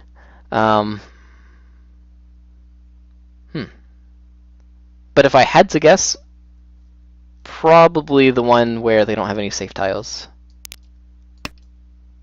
Alright, so that's a 4 drop right there. So they had a 4 in their hands, which means they had something connecting to that 4 before that. Unless it was a lone 4, which is kind of unlikely at this point, especially given the size of their hands and also the safe drop that they drop over here. The things that could be connecting to a 4, for instance, would be like, I don't know, a 4, 4, 5. Let's see. A 2-4, draw 1, and switch that out, though I don't see much reason to do that. It could be like a 4, 6, 8, but all the 8s are gone. I wonder what they dropped the 4 out for. Unless they just drew a 4 and then dropped a 4. Or complete another set and then got to Tenpai waiting on 3-6. And or like a 2-5. Well, it's probably not a 2-5. Okay. Tune, 100% safe. Yes. Should have dropped that though. The 7 is still pretty okay for this person over here. It's kind of like walled off by these 6s. Especially since this came out right now. Dropping the 7 right here would probably be the best defensive thing, maybe? Just because like it's near guaranteed 100% safe at this current point in time. The only way they could be waiting on it is a hell weight, and they wouldn't be waiting on a 7 most likely. So probably 7, but if I wanted to continue with this hand, which I don't think I should, I guess maybe Tune. At this point, I really don't want to drop the 8, even if I don't think it's this person. I probably would think like this over here is pretty bad. Yeah, I think going pure defensive and just either 2 or 7 at this point would be nice. Believe. Too much believing. 3 drop, they're definitely pushing forward. 4 drop, that's safe. Actually, is that safe to them though? So they just switch, so it's technically not safe to them. But it's not that bad either. 2 4 drops? What? What? I don't understand this person's hand. They dropped the 7. They dropped the 7 out of a 7-8-8 shape. They dropped a 6 out of a 6-7-7 shape, and then they dropped 2 4s. Unless they just, I don't know. Unless they draw 4 and then discard the one in their hand. Then draw 4 and discard the one in their hand. I have no idea. Okay. So I have this beautiful 9 now, which is a 1 chance for a hell weight. Not bad. Still defensively speaking, probably either the 3 or the 7. But I push on. Believe in that Tushanten, which I should not be believing in, and that's the Dora. And it passes. So if that's not an indicator telling you, hey, I'm in Tenpai and I'm pushing the dealer this with the Dora, I don't know what it would be. So everyone threw the Dora, and then they also threw Dora, and 1. So Dora is pretty okay now, because this guy Tsumogiri'd and nothing over there. And unless this guy has a grudge against me and they're just aiming for that last 7 because they know I have it, then it's not going to happen. So probably drop 7. Sumo. And Sumo, because they were definitely Tenpai. So, what do they got? A 2, 5, 8. Wow, scary. Wait. For Tenhou, Dora Dora. Alright. We go back and see what everyone had. So that's a really cool starting hand. Probably start off with either a 9 or one of these two. Yep. I do my thing. Their hand also doesn't look that bad either. They can accept some Dora right here. They have this beautiful shape which can evolve. And then they have these kind of things over there. Yeah, it's not bad. I'd like... Watch out. Second over there. Iffy. It has more shapes than I do, and it has these 2 shapes, but then it does have like this penchant over here and penchant, or that's not a penchant, door over there. It's not that bad, I guess. 1, 2, 3, 4, 5 blocks with a pair already, except you don't want to probably throw that because you want to keep the Dora. Oh, well, you could just keep that. And let's see how everyone advances. So, everyone drops all of their outside tiles. Confirming my suspicions that probably a lot of people might be going for Tenhou. Though, of course, in this case right here, right by the Dora, they're going to keep this around, because why do you need Tenhou when you just have a Dora? Over here, dropping the 2 now, because basically 1, 2, 3, 4, 5 shapes. And then so if you're looking at those 5 shapes, the remaining tiles are a 2, an 8, and a Hatsu. Generally speaking, especially right here where everyone's throwing off like their honor tiles from the get-go, someone waiting on or using that Hatsu is kind of unlikely. So it's safer than both this 2 and the 8, which for a field that kind of looks like Tenhou for a lot of places seems pretty alright. So dropping the 2 first. They're dropping that 8, which is pawned right there. Now there are okay, wait. So the first mystery. So they had this shape right here, which they had 1, 2, 3, 4, 5 pairs. So they had 5 pairs, and then they dropped that 7 out of there to get one away from Tenpai, or one away from a Chichoizu Tenpai, but also to keep basically most of their chances of lives, because they do have this 4, 4, 5 shape, which is waiting on the 6 and the 3, which was sharing a weight with that 7, 8, 8. Yeah. All right. Then they call that drop the 6. Drop the 6. Drop the 6. Drop the 6. Drop this. Wait, what? Wait, what? Wait, what? Was that a misclick? I mean, they could be really trying to force Tenhou, but Toy Toy, but with like a 6, a 4, and a 7, that doesn't seem that good. Not to mention, like if they draw a 7, they can easily switch this out right here, get this as their pair, and get a Dora, or they can get a red Dora right here, a red Dora right here, and plus they're only 1 Shanten away to continue their dealership if they get this East right there. I can't see any logical reason for that aside from a misclick, because that's just putting their hand in 2 Shanten now with some really bad pairs. But yeah, okay. So they drop the 6, pawn that. They're going to keep this around because they still think that this is safer than that with the current board. Plus this puts them in 1 Shanten. Ooh, shiny. Drop the 1. So right now they are also in 2 Shanten. A red 5. Okay, and then all of their plans backfired. Well, now I know why they dropped a 6 and a 7 and a 7. Because of a horrible mistake and also drawing the red Dora? Unless their aim from the beginning was to push really hard with this 5, 4, 4, 6, but I really don't see any point in that. Especially, like, if everyone's on the board, it's just randomly going for, I don't know, Kokushimuso. They're dropping all their middle tiles. Then it might be pretty easy to call for a 4, a 5, or a 6. But in most general cases, especially in Red Dora Mahjong, people are going to be keeping those tiles because they're hella useful. And even if they're not hella useful, they're hella dangerous. So they'll only drop them if, like, they're really close to Senpai. The 6 in particular already has one out here, and so that's kind of like a dead zone. And so I really don't see why they would not take that aside from a misclick, so I'm guessing it's a misclick. Dun, dun, dun, dun, dun, progressing. Alright, so they draw the 7, and then they trade off the 7 for the safe tile, which was the south right there, which I did guess that right. Yay. So they got the 4 right here. Drops that, calls that, and drops their safe tile.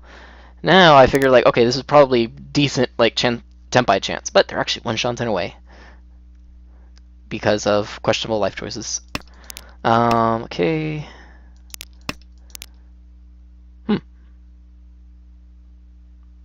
Drop the 2. Okay. Oh wait, hold up. What'd I miss? Yeah, so this person right here, the 1 doesn't do anything for this hand, right? It's because it already has this 1 shape, 2 shape, 3 shapes, 4 shapes, and then maybe like a 5th shape over here if they can get like the 8 or even another 9. That being said, they have no reason to drop this double-sided shape, unless, of course, they're like, oh shit, something's going down, I'm going to defend. which of course in this case, dealer has 2 pawns right there. This person's pushing with that and pushing with this, so it's pretty hella dangerous on both sides. And I'm guessing that's why they're like, okay, I'm out. Throw the 6. My conjecture was for some of this that they did not have enough safe. They did not have a lot of safe tiles for both them and them. Which, if you're looking at the dealer safe tiles, it's only a 6, a 7, and or 6, 7, 9, and another 7 right here. Which they already threw the 7, so the only thing they have of that is the 6 over here. So they didn't actually have any safe tiles for the dealer, which kind of makes sense of why they were doing the things they were doing. But we'll see that in a little bit. So drops the 2. Switches out for the safe tile, takes Tempai.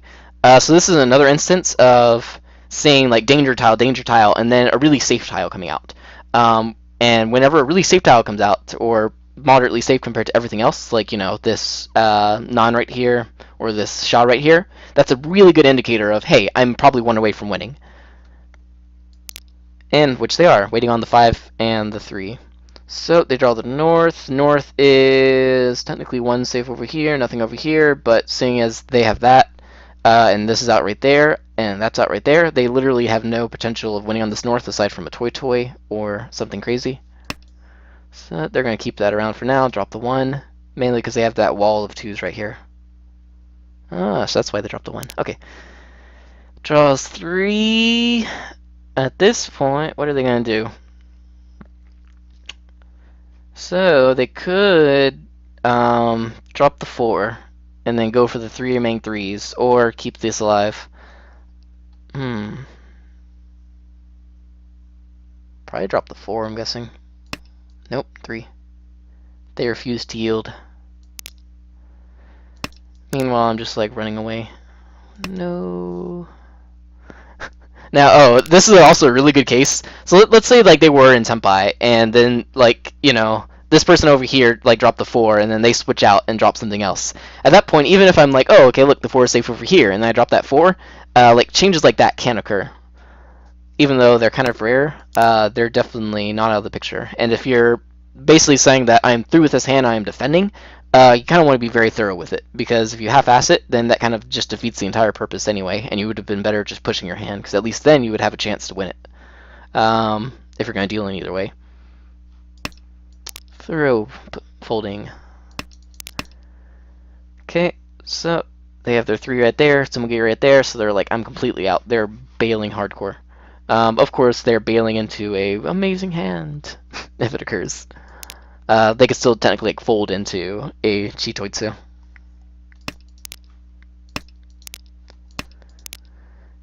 And what do you know? They are now 1 Shanten away. So, are they going to push the 2? In which case, they do indeed push the 2. So, when I was watching this earlier, I'm like, why did they drop the 2? Is that like pushing it? Or is that just because they don't have any safe tiles? The answer is mainly because they're pushing it. They do have this Sha right here, but they decide to risk the 2 drop. Which I guess isn't that bad, seeing as though they have a couple 4s, but it's still pretty interesting choice. A 1 Shanten push against 2 people where they can only see 1 Dora. Alright, and they get the Tempai right here and drop the 4, and wait, is that... Okay, so... yeah. They switch that out. Drop the 4 right there. Alright, so my guess of like, why did they drop a 4 and a 4? And my guess is basically, I have no idea, and or they drew a 4 and they dropped the 4, and they drew a 4 and they dropped the 4, which was almost the case. So they had a 5-4-4 shape, drop the 4, then they drew a 4 and dropped the 4. Fun stuff. So, waiting on 5-6 to end the game. I'm running away. Running away. So, they have a safe tile now that they can drop with a 6, or I mean with a 7, and they're going to take it. Or actually, are they going to drop? No. Yeah. The safe tiles that they have remaining in their hand, aside from this one which just dropped, is Hatsu, Sha, and the 7 right there. There's 1, 2, 3, just 3 draws for them? So 4 discards for them remaining. If they drop the 7 right now, while it's safe, then they can have these 2 that are going to be pretty much safe, or like most definitely safe, for the next 2 turns. And then Seems pretty easy that they'd be able to fold if needed. Plus, they don't want to like push like to the death with a one-shot in hand. Especially like this late in the game against two people that are most definitely in Tenpai. So, guessing that's why they did that. Running away. Sumo. And they tsumo.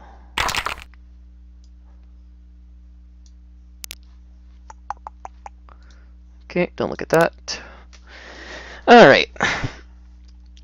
On to some more juicy stuff soon. Of me getting utterly destroyed.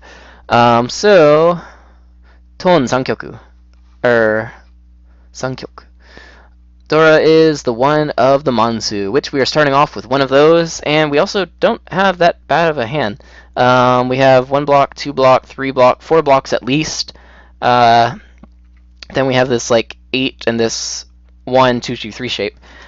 So the 1, 2, 3, 3 shape is actually kind of not that good, and also kind of not that bad. A far more superior shape would be, let's say, a 2, 3, 3, 4. Which is nice because that's like 2 really good double-sided weights. The 1 and the 2, and the 2 and the 3, as well as the 3 and the 4, making for an amazing hand-advancing magic. The 1, 2, 2, 3, on the other hand, isn't that good, mainly because if you draw a 3, it's great, but if you draw a 1, then you just have a really bad penchon. But the trade-off is, hey, you get Ipeko. But if you are comparing it to a single 8, or even a single 7 or something, in a lot of hands, it's actually better than those, so it's not that bad. Alright, so starting hand, I'm dealer. I have all these beautiful shapes, and I have all these beautiful tiles, and I have at least 1 Dora, even though it's in a penchon shape. Seeing that is the case, what do I drop? So I do have a couple of double-sided weights right here and here. So Pinfu is definitely a possibility. Not to mention, if I like draw an 8 or even get like a Dora pair, that would be amazing. But keeping these around would be really nice because if I do get like a pair of them and then like get like a pair of the Dora, then I could easily open up this hand to end it quickly. But even so, I'd still probably go with like the Hatsu or the Chun at this point. But what did I choose last night? Same thing. Boring. Alright, so Hatsu. North drop. Hatsu. Alright, Green Dragon is completely dead. 8. Alright, so this 8 have any benefit? That's a good question. So if I keep, let's say, the Chun, so the red dragon, and if I draw another red dragon, that's going to be pretty good, because then I can just drop that like 2 over here, or this 8 over here, and then progress with my life, pawn this, and at least get like 1 Dora. Or if I get like a pair of the Dora, then boom, 5,800 point hand right there. If I keep this 8, in other words, this one right here, and I draw a 7, that would already be a useful tile to me because I would have this 5 and this 6, so that doesn't do much. If I draw a 9, I do have the potential to get Itsu, but that's kind of a far shoot, and also it'd be some pretty bad shapes unless I fill it up perfectly. Though it's not guaranteed and it's not that likely, so that's kind of out. And then I have this 8 over here, which I draw a 7, at least will give me another block. Seeing that's the case, I kind of like dropping this 8. I think last night I made a different choice, but let's see. Yep, sadness. Chun, come back. I miss you. Alright, so 2 Pinzu. Another Chun. Bye-bye, Red Dragon. And the 9 of Sozu. Okay, here we go. So, now at this point, I have this nice double side over here, this shape right here, this shape right here. So, what do I need to do? If I'm just counting my blocks, then I have this 1 block right here, this 2 blocks right here, 3 blocks, 4 blocks, 5 blocks. So I have 5 blocks. Out of these, I need basically a pair, and then the other 3 have to be groups. So I don't want to confirm this is my pair yet, like just drop the 6 and say I'm going to make this 7 my pair, because generally speaking, it's usually easier to make a pair, especially early on, than it is to make a set. So for instance, if I draw a Dora, then it's like, oh hell yeah, I'm going to make that my pair. So, given that's the case, probably either the extraneous 8 over here or the extraneous like 2 right here. Probably the 8. I mean, yeah, probably the 8. If I do draw a 3, I would probably change that out for this 5 and that 6 right there so I can get the double-sided. Anyway, or I mean potential Ipeco. So probably 8. I'm thinking 8 of bamboo. Okay, so they drop east, so that's 1 of my wind gone. South, and 8 of Manzu. Okay, so now I drew this 6 over here. So now this can become my pair, or even this can become my pair. I don't want to choose yet, so probably walk the middle ground and drop the 2. They dropped Haku over here, Haku over here, Haku over there, and the fun part. Alright, so now I got a Dora draw. So, what do I do with this Dora draw? I can keep the, so if I'm going to say, I'm just going to lock this into my hand, no matter what. I can drop the 2, keep the 2 Dora, and then that's basically like, okay, like this is like my thing. I'm not going to be dropping these at all. Or I could drop the 7 or the 6, and then keep this like pair situation around, so then if I did draw like a 1, 2, and I drew a 3, I would be willing to drop a Dora to take the double-sided Richi Pinfu Dora. Which is also a pretty good potential. I am the dealer, and everyone doesn't look that fast, at least with their discards. So it might not actually be that bad of an idea to drop those.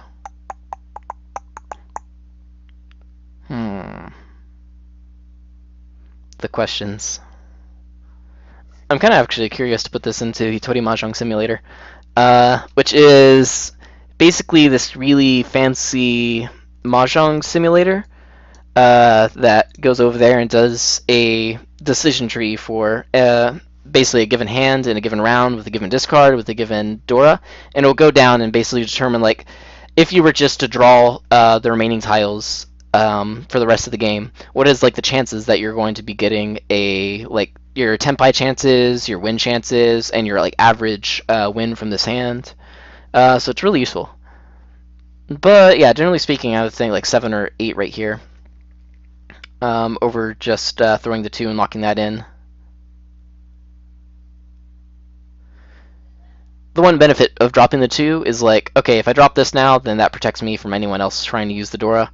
But I'm kind of biased knowing what's going to happen soon. Alright, so they drop a 9 right there, whatever. Drop that, drop that. Hey, look, a 4. I don't need that. So, at this case right here, if you're like someone else looking over at me, it's like, okay, they dropped a 7, and boom, they dropped a 4. So that probably means that their hand is pretty close to Tenpai, which they would be right. I'm 2 Shanten away. So, Tsumogiri that, Tsumogiri that. Drop that. And 8. Boom. Alright, perfect. At this point, I'm like, alright, I'm hella going to be taking this. So I have this shape right here and this shape right here, and I need to lock in my pair at this point. If I drop this 6, then that's kind of useless because let's say I draw a, I don't know. I'm basically losing some worth from this hand if I drop the 6. Mainly because if I draw a 3, I can't use it because I have to keep this as my pair, right? But if I drop the 2 instead, and then I draw like another 1 to get 3 Dora, then I can drop my 5 and change my pair to this. Or if I draw a 6, then I can drop the 5 and then keep this as a triplet and keep my pair over here. So since that's the case, it's better to drop the one that you're more wanting to become a pair than like this one, which is probably going to become like a 2-side weight. So probably drop the 2. Don't. And what do you know? A run! With a death hands! Yep, a closed Itsu, Dora, Dora, Dama, waiting on the 2 on the first turn, which they were Tsumogiring, in other words, just drawing and discarding, since when? Let's see. So, since right here. So, they were Tenpai on the 5th turn. Destruction. Alright, let's go look at this real quick. So, seeing the progression of their hands. Oh my god, this looks absolutely horrid. That doesn't look absolutely that good either. And this one looked kind of bad until, well, that's it kind of iffy until they drew that. And then they drew that. And then they drew that. And then they drew that. And what do you know? They're in Senpai. Oh, that's so beautiful. That's so beautiful. I love that. Yeah. Like a 5 shanten. What is that? 5 shanten? How far away is this hand? So it has 1 connection, 2 connections, 3 connections, 4. So there's 4 shanten from the beginning, and then 1 draw, 2 draw, 3 draws, 4 draws, 5 draws later. They're in Senpai with the Mongon. Nice. All right. Go. So, yeah, I was asking this question last night to myself. Should I have dropped the 2 right whenever I confirmed that Dora is my pair? I still don't think so. The reason why is because if I do drop the 2 right now, I'm going to be keeping 3 pairs. I'm going to effectively be losing what's it called? About 2 available tiles to lock that in. And yes, if I do draw a 3, I would have to drop the Dora, but that's not necessarily that bad. For one, in this situation, not looking at their actual hands, you can't actually tell that anyone is near winning. Nor should you assume so, because if you do every time, then basically you're going to be dying. You're going to have freak hands like this, which will happen. But in the long run of things, you don't really care about that. You care about what's going to happen most of the time. You care about what's basically going to be bringing you through most all of your games.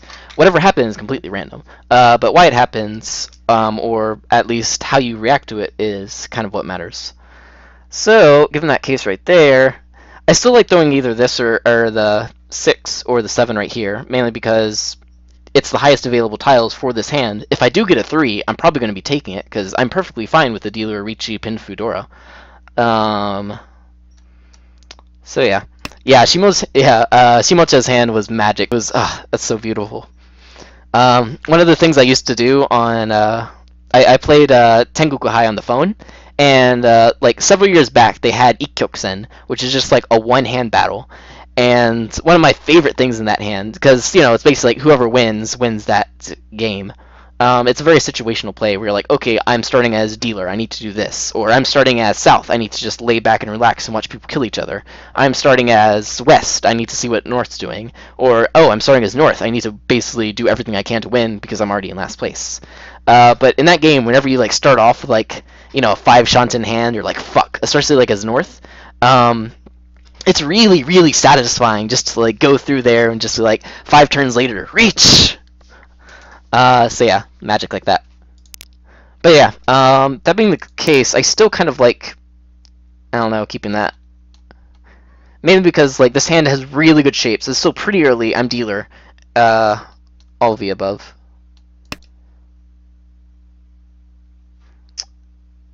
Yeah. Alright. So, I get wrecked. Go. And the tilt train will now start. Woo! Alright, so hide everyone's hands. Don't look, don't look, don't look. Alright, starting hand. Ton Yonkyoku. And Dora is the 2 of the bamboo. This is not a bad hand. 1, 2, 3, 4, 5 blocks already. I have 3 double-sided weights. It could potentially become a Sanshoku. I already have a Dora. What more would you want in life? Yes, I'm in last place, but it's, East 4 of a Hanchan. I still have dealerships. I still have everything. I don't care. Okay, so let's see. North is thrown. It's my wind. South, north. Alright, so my wind's dead, but that doesn't matter. Ooh! Alright. Choices. Now, I just drew a 7. Now, if I was thinking at this level-headedly, I would immediately say, I don't need a 7 or a 9. Well, actually, I don't need, a Chini, or a Junchan. I don't need, that 1, 2, 3, 1, 2, 3 with, a 9, 9, and then a 7, 8, 9 for, the death hands. For 1, that's kind of unlikely with all these end tiles. For 2, I have hella good shapes. For 3, I already have a Dora. All that being said, I don't really need any of that. So, what do I drop here? So, if I was being level-headed, I could just drop, the 1, take this double-sided weight over here, have the Dora. Worst case scenario, Richi's single Dora. I could drop this over here, because now that I have this shape, I have too many proto pairs. or proto shapes. So because I can only make 4 groups of 3 and 1 pair, right now I can make 5 groups of 3, and I don't need that. So I can drop the weakest one, which is like the 7, 8, or 9. Or I could like confirm my pair right here, drop the 1, or drop this one over there, and then keep all of those 5 shapes alive, at least for another turn, so I get 4 more available tiles. Now, which one do I do? If I'm looking at Sanshoku, if I see the Sanshoku in my heart, I mean, technically, yeah, I could go for that. But seeing as though this is Red Dora Mahjong, and in Red Dora Mahjong, if you ever look at the statistic chart on Tenhou, they have a section on their site where it shows like all the percentages of Yaku. The highest percentage one, in other words, the most common one on there is Red Dora. And Red Dora is not a Yaku, but it's like a hand. It gives value to the hand. But that's the most common thing on Tenhou, and that's because people utilize the hell out of that. If you don't have the Red Dora, someone else is probably gonna have the Red Dora.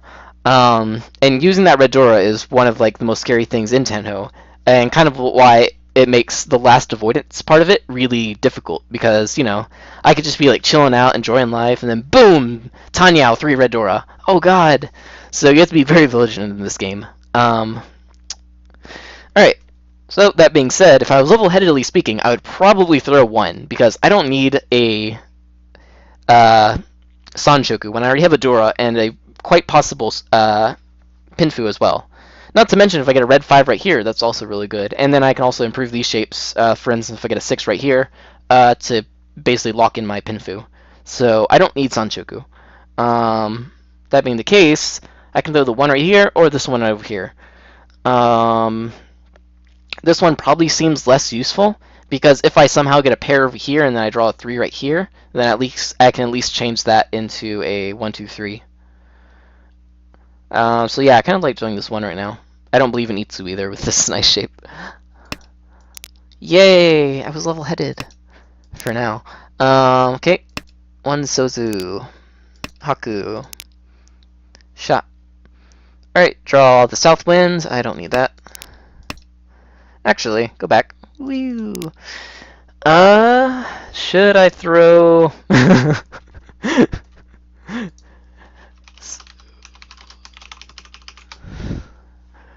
Alright, so right here, should I throw the 1 or this? This is actually safer than the 1, but does this 1 actually have any use for me still? So, if I do draw a 3, would I be willing to throw out this 2 to keep that 3 right there? The answer, I don't know. Mainly because if I had like 4 double-sided shapes, no way. Or actually, it's still really early in the game, so not locking or just like keeping a floating pair in might still be, or not having a pair might still be okay. So yeah, I guess it's alright to throw this, because a 3 is still kind of useful for this hand, because I don't have any actual complete shapes yet.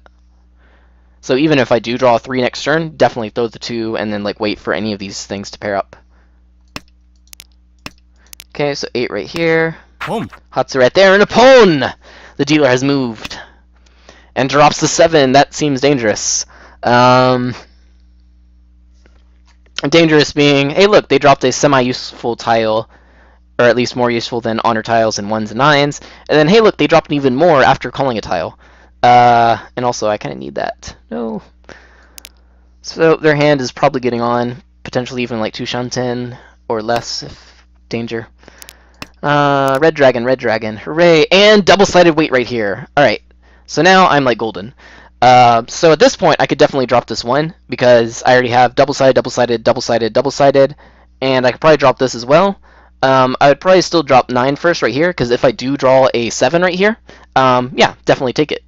But if I draw something else, then yeah, just drop that down, because I already have all my good blocks.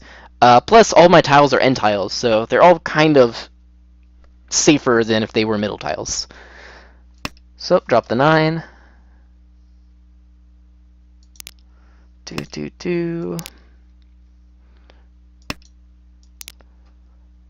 Chun, Chimon.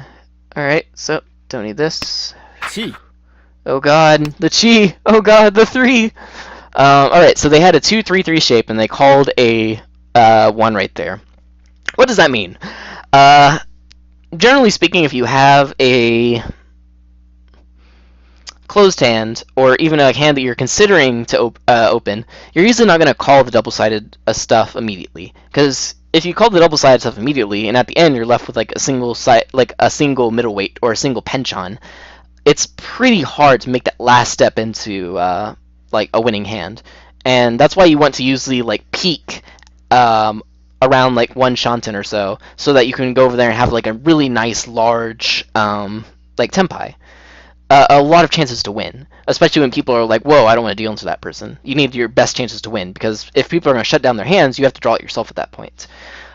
So you usually only like call for anything in a couple of situations. The first one is you have hella points. If you have hella points, I don't care if I'm waiting on like a single 5 Penzu and it's a hell weight. If it's like a Yakuman, whatever, go for it. But if it's like the opposite case where it's like, oh, I have a 1,500 point hands, and I'm going to call this double-sided shape, and now I'm just waiting on a single really bad shape that I can't improve, like a penchant. Since they're the dealer, that's not that bad. But if it's like another person, that might be pretty bad, because if like someone reaches after that, then it's like, well, shit. But even then, yeah. If you ever see like someone call with an open hand, like double-sided shape, chances are they might be in Tenpai. Or, if not, probably really close to Tenpai. So, instantly drops an 8 right there, which is safe for them. Coincidence? Maybe.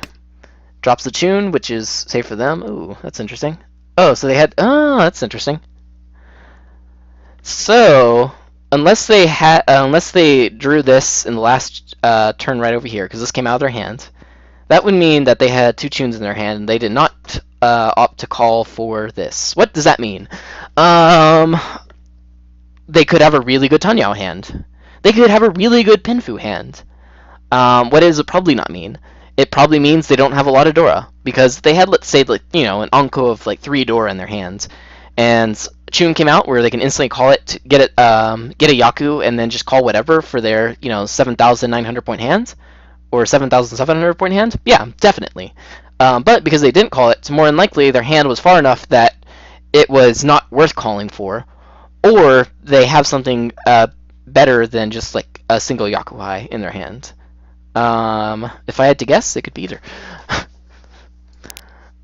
But for assumption's sake, yeah. Oh my god. Alright, so this is where I start to get pretty bad. So yeah, me last night was all sleepy, and I'm like, oh, look at 2. I don't need that crap. Throws it. Oh, wait. Yeah, that's kind of bad. First off, it's the Dora. Second off, now that we have this all right here, it's a lot better to keep that 2 around than it is to keep this 1 around. Or even just dropping this 9 and this 8 and 9 right there, because then if I get a 3 over here, I can drop this 3 and then confirm that Dora. But I do have a lot of good shapes, and so what do I throw out of that? It's definitely not the 2, I'll tell you that. It's probably not the 3 either, because that's a nice double-sided shape. The only thing, I guess, around that would be dealer might be dangerous, and I don't want to throw the Dora at this point. But I don't know, it's kind of shiny. The second thing is, if I throw the 1, then I can pawn for Tanyao now with 3 Dora, which is just going to be like hella demolishing, because I have open shape, open shape, open shape. I can call everything. So yeah, probably 2 or 1 Pinzu at this point. Probably 1 Pinzu at this point would be better. Alright, so we have some action over here, dropping the 6 Pinzu, so that's a good indicator of, oh shit. Also, they have the 7 and 8 right there. Now, was that both out of their hand? 7 came out of their hands, and 8 was Tsumogiri. So that wasn't necessarily a Toitsu drop. Or so it wasn't like they had a 7 and 8 and they chose just to drop them both. It could have been, but probably not. Alright, so go back to over here. So they drop the 6. They don't give a fuck about that, so they're probably also pretty near Tenpai with something kind of worth fighting for. Or they're wanting to get this out to have that chance to fight while they can. Chi. And a Chi. Now, that's interesting. That's interesting. Why would they Chi that? and go for an open hand when they chose not to go over here and pawn the Chun. If you're looking at Chun and you're looking at an open Tenhou, they're both still 1,000 points each. If they win Sanshoku, they can get Chun and Sanshoku, so that doesn't make much sense either. So a guess that I could make, or I'm probably going to make, is that at the time that they could call the Chun, their hand wasn't worth calling for. But at the current time, it is worth calling for, because I guess they can get advanced in the last 2 draws. Or 3 draws. But we'll see. Alright, so they drop this right there, and if I had this in my hand, that would be beautiful, because I could call it Chi, drop this stuff over here, go for my at least 3,900 point hand. If I get another one, then boom, instantly Mongon level. But no, I'll just cry. So at this point, what do? People are getting on with their lives, on with their hands, and my hand is not. Since that's the case, it would probably be good to start dropping these tiles which are not as safe, the 1, the 8, and the 9, and slimming down my hand to something I can actually use. This is still pretty safe to keep around. This isn't that bad, so probably the 8 and the 9 in this case. I kind of like 8, but I'm going to start off with the 1. Available tile max. So, draws and discards from their hand a 7, another tile advancement. Danger, danger. Instantly discards 9. Instantly, from their hand discards 5. Super, super danger. 5 discards are also pretty interesting later on, because they don't necessarily mean that they just like like drew, I don't know. Let's say if you have a 8, 7, and 6 shape, unless of course you're going for a Sanshoku. Usually you're going to drop the 8 instead of the 5. But one thing that you will see a lot is that if, let's say, someone draws a red 5, and they're like, oh, cool, they switch it out for an old 5. So that can be an indication of drawing a red 5, in some cases. Draws a 4. What will you do, me? Still, I think I should probably start slimming down this hand. I don't want to throw that 4 out with this either. So probably 8, 9 breakup. Nope, I'm going to keep going for Uke-iri max. Because I got to win this hand. I don't. 7, 8. Alright, 8 has 3 drops out, so this only has 5 tiles remaining. 7 right there. And look, the Dora came back to me! At this point, after dropping the Dora in the game, yesterday I was like, oh wait, shit, that's the Dora. Alright, let's keep this around now. So now I think I would probably drop the 8 and 9. Or just the 9. Gotta go for the Uke-iri max. 5. Okay, hella danger. So he's just wait. Actually, yeah, 7 just came out immediately. So it's not like they had 2 7s in their hand.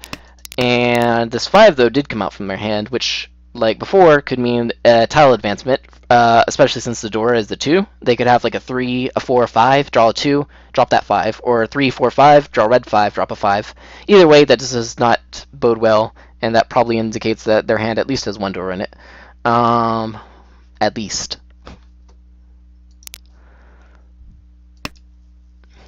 But it's all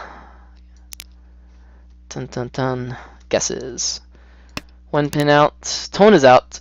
So Tone already had 2 out at this point. So in other words, that was one of the safe tiles. So it's a safe tile that they kept around while they threw out more dangerous tiles because they wanted to keep that as like, their buffer zone. So the fact that they threw it either means A, they advanced into Tenpai, or B, they have an even better shape to get into Tenpai. Either way, you probably don't want to mess with them right now.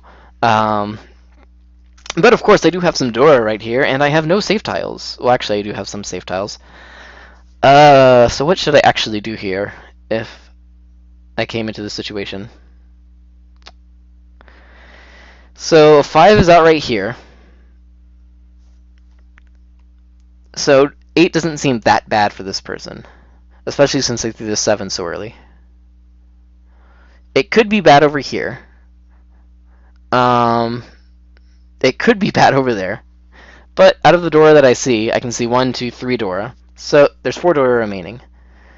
This hand is 2 Shanten away after this discard, and it's at least 3,900 points. Should I fold this? Um, hmm. Generally speaking, yeah, definitely fold. But in this case right now, the tiles that I actually have and are able to fold with are not much. If I'm looking at this person, I literally only have the 7. If I'm looking at this person, I have this 7 and also this 3 over here. So it doesn't look that good. Even if I fold right now and I fold into the next turn, there's a good chance I'm going to end up just getting utterly demolished because I'm going to run out of safe tiles and I'll have only all these middle tiles right here, which can be pretty bad. Since that's the case, it might be worth pressing forward, especially in the case where I could reclaim this Dora, or even get a potential Tenpai. But I really don't want to push forward with this hand right now, mainly because this guy's probably in Tenpai, this person's probably in Tenpai, and yeah, and of course there's still some unseen Dora over there. But given that's the case, this person and this person don't have any mutually equal tiles, or I'm sorry, mutually safe tiles, aside from probably this 7, because it's pretty walled off.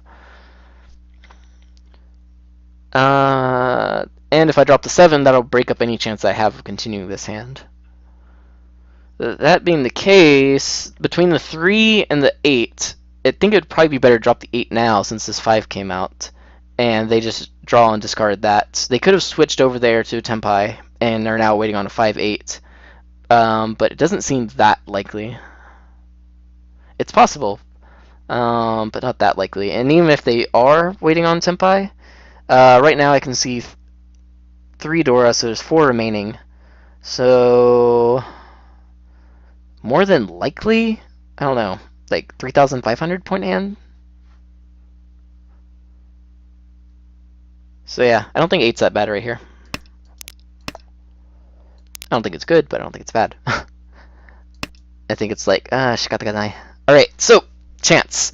So 5 came out right here, and 2 came out over here. Now, a 2 came out over there. In other words, they are dropping that pretty dangerous 2 against everything. Why is that? Well, from their perspective, there's still 3 out there, or 2 out there, not including the 1 they have. If you're looking at the dealer, they did drop this 1 over here, and they did drop this 5 over here, so the chances that they're waiting on a 1 and a 3, it's not that high. But it is technically, you know, out there because they have a 1, 2, 3 right here. They could go for Sanshoku, except the Dora. It's not unheard of. The fact that they're dropping this 2 right here quite possibly means that they're pushing this hand, especially since they dropped a 6 earlier. Even though it doesn't look that bad, it still is kind of out there, especially for a 3-6 weight. So I'm guessing they're pushing their hand as well, and they're probably getting it closer to Tenpai with that. Now, for me, do I want to pawn this? Yes, yes, and yes. From my perspective, there's now only 3 Dora remaining. If I include worst case scenario, let's say one of these persons or these persons have all the Dora, and that would hurt very badly. But right now I'm in last place. I have an 8,000 point hand, and then I would also have some pretty good shapes to work with. The 3 doesn't seem that bad to throw from here. If I pawn this, then this 3 doesn't seem that bad either. Oh, okay, it kind of seems bad. There's 2 chances to get it. The 2s are walled off. They could have multiple 3s, or they could have a 4 and one of the 2 remaining 5s, one of them being the red 5. So it's not perfect.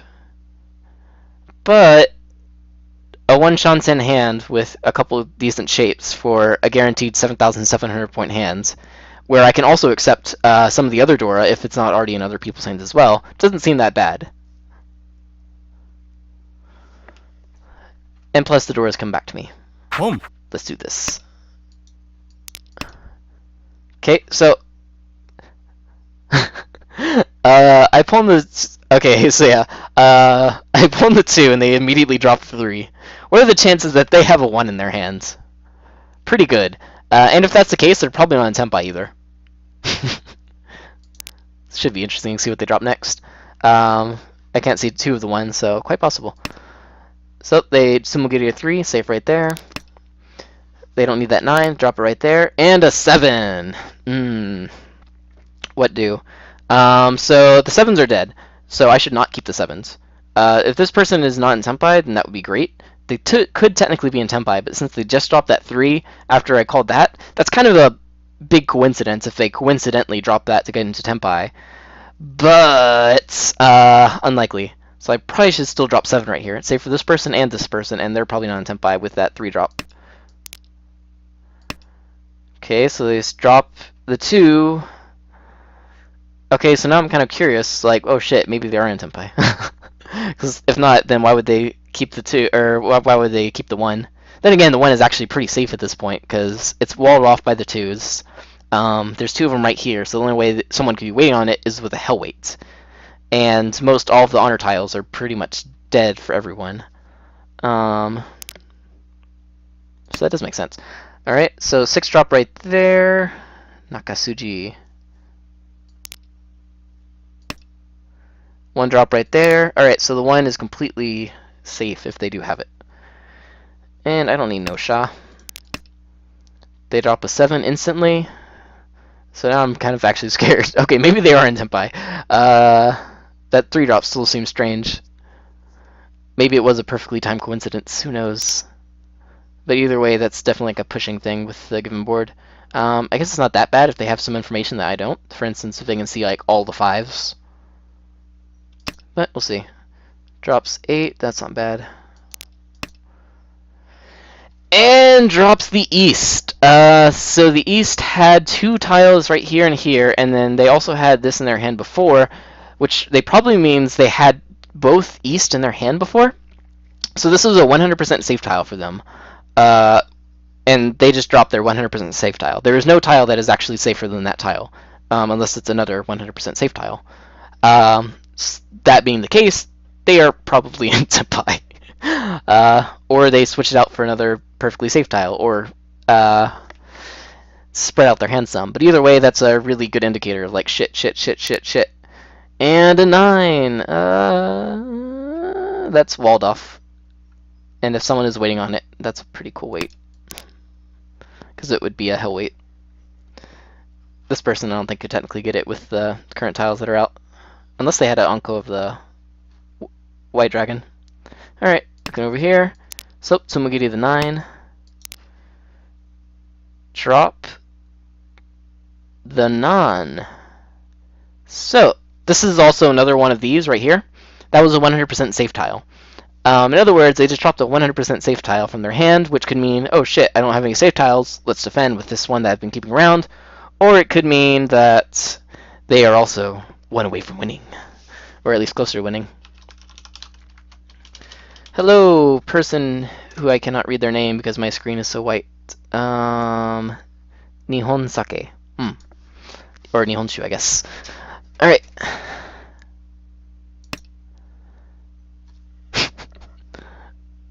Interesting. So, alright. I take back my previous statement. I think, yes, they did trade out this tile for another 100% safe tile. But now they just dropped that one again.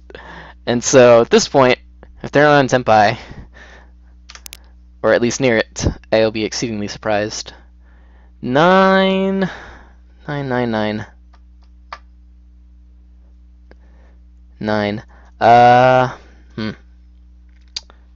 So, 4-ish turns ago, they dropped a 9. 4-ish turns ago, they dropped that 3.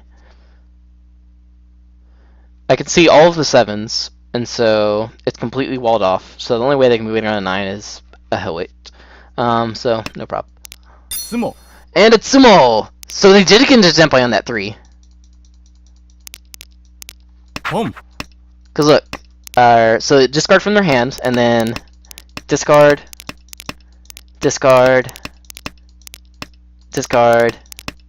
and then win. Ah, what a coincidence. Sumo. What did they win with? So they had the remaining Haku, and they had 1 red Dora. Woo. Okay. Oh, interesting. So I'm guessing for that... Wait, actually, they might have not got Tenpai on that 3 then. They might have been Tenpai before that. Well, let's find out. We go back in time and open up everyone's hands. Alright, looking around the starting hands for people. Whoa. It looks everywhere. How many connecting tiles do they have? They got one right here. Oh, they got another one they just drew. But not including that one. So, like, their starting hand, not including the first draw. They only have 2 connecting tiles. Which is, not including Chitoitsu, a 6 Shanten hand. So, pretty rough. But then they immediately draw that, and they advance forward. This person right here doesn't call that, because they obviously have no use for it.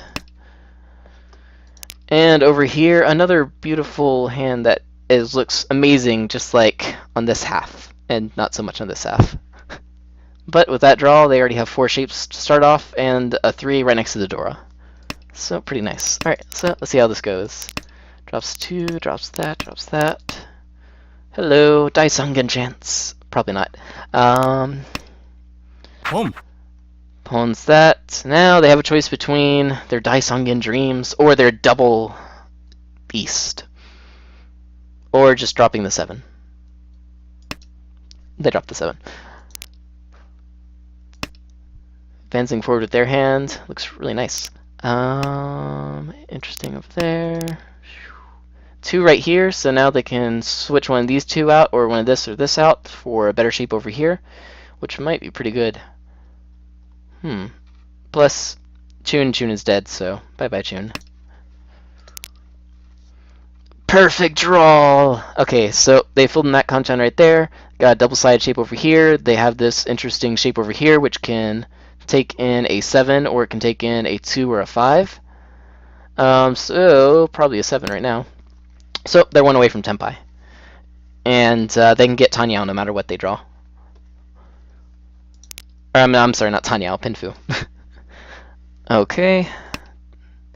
They're keeping this red dragon around. Oh, actually, wait, go back. Pom. So I guess originally that if they did have 2 Chuns at the time, then it's like, oh, okay, that's interesting. But they did draw a Chun immediately after this turn right there. So they didn't have 2 Chuns in their hand. Okay. Anyway. Alright, so they call that, and now they are 2 Shanten with 1 Dora and Hatsu. And possibly Haku as well, which would be really nice. Raise their hand up to at least 5,800 points. This person right here, going forward with their life. Good draw right there.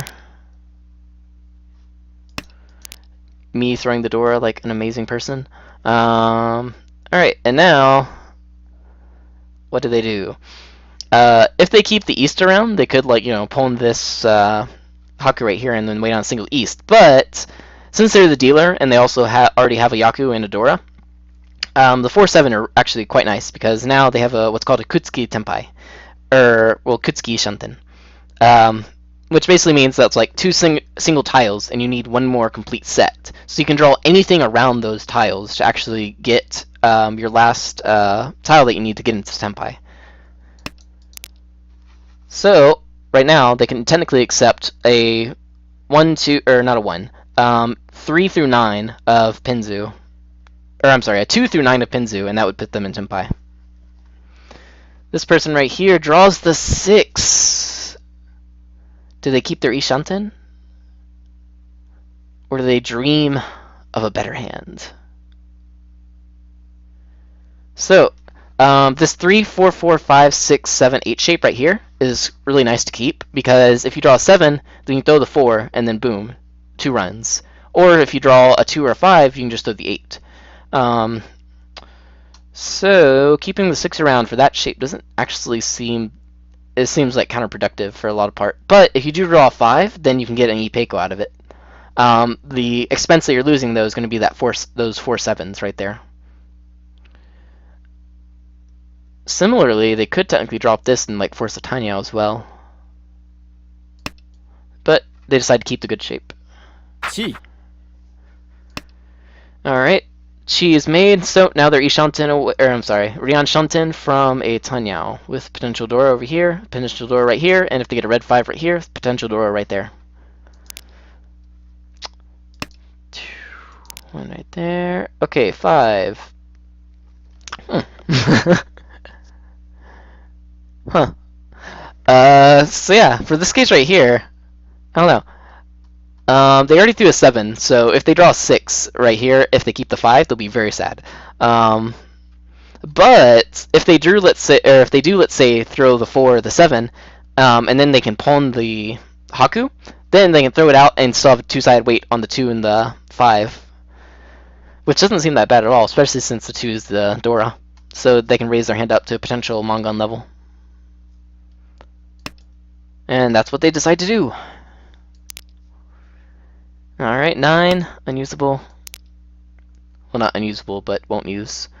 Alright, so at this point, 5. Now they're one Shanten away. Just need a 2-5 or a 2-5. I do my thing. 7. Bit sadness. Okay, now here we go. So right here, by keeping this 8, what they gained before was the 4 potential tiles for that was 7. Now, the Zealer, who has 2 calls, and this person over here who has another call, or I'm sorry, it was 3 potential tiles because they can see that one. But now this, that, and that are all gone, so there's only 1 7. And they just drew this 100% safe tile. Since that's the case, they don't really need this 8. That 8 is basically just kind of like a semi-dangerous tile, which is basically sitting out there for a single available tile. So at that point, it doesn't become, worth to keep it. It's actually more dangerous to keep it than, keep the safe tile over here, because it doesn't give you anything. If it had all 4 tiles available still, yeah, great, keep it. But now it's basically kind of useless, and it's more beneficial to keep this. So they're trading that out for this nice Shaw right here, which everyone has dropped. Well, actually, at this point, only 2 of them are dropped, but it's still really safe. And 7 or 4, probably 7. All right. And Tenpai, waiting on a 3 and a 6 with 1 Dora. So throw a 5 here, and they are waiting.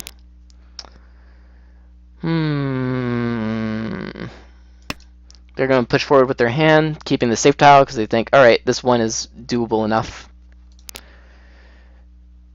2, tone right there, drop 1 from their hand. I do my thing, drop that again. They are willing to push the door even. Boom. Okay. Okay, yeah.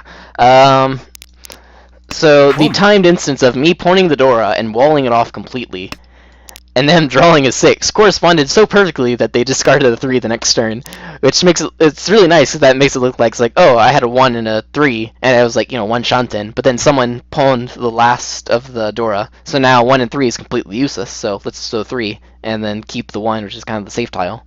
But no, it was actually just a regular tile switch for the 1 Shanten, or for a Tenpai hand. Okay, drops 3.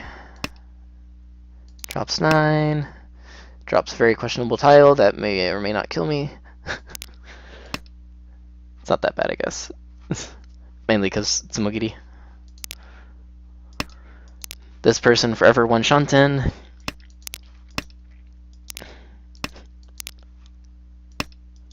Forever 1 Shanten. So yeah, this was a switch for another 100% safe tile.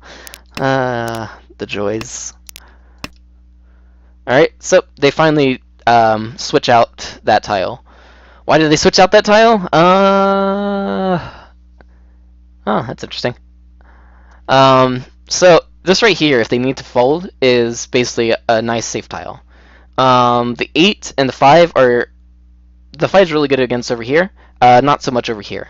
But the big thing is that if they do draw a 5 or an 8, they can then switch their hand safely by dropping these 2, also 100% safe tiles, out for a Tanyao Pinfu, which is not that bad at all.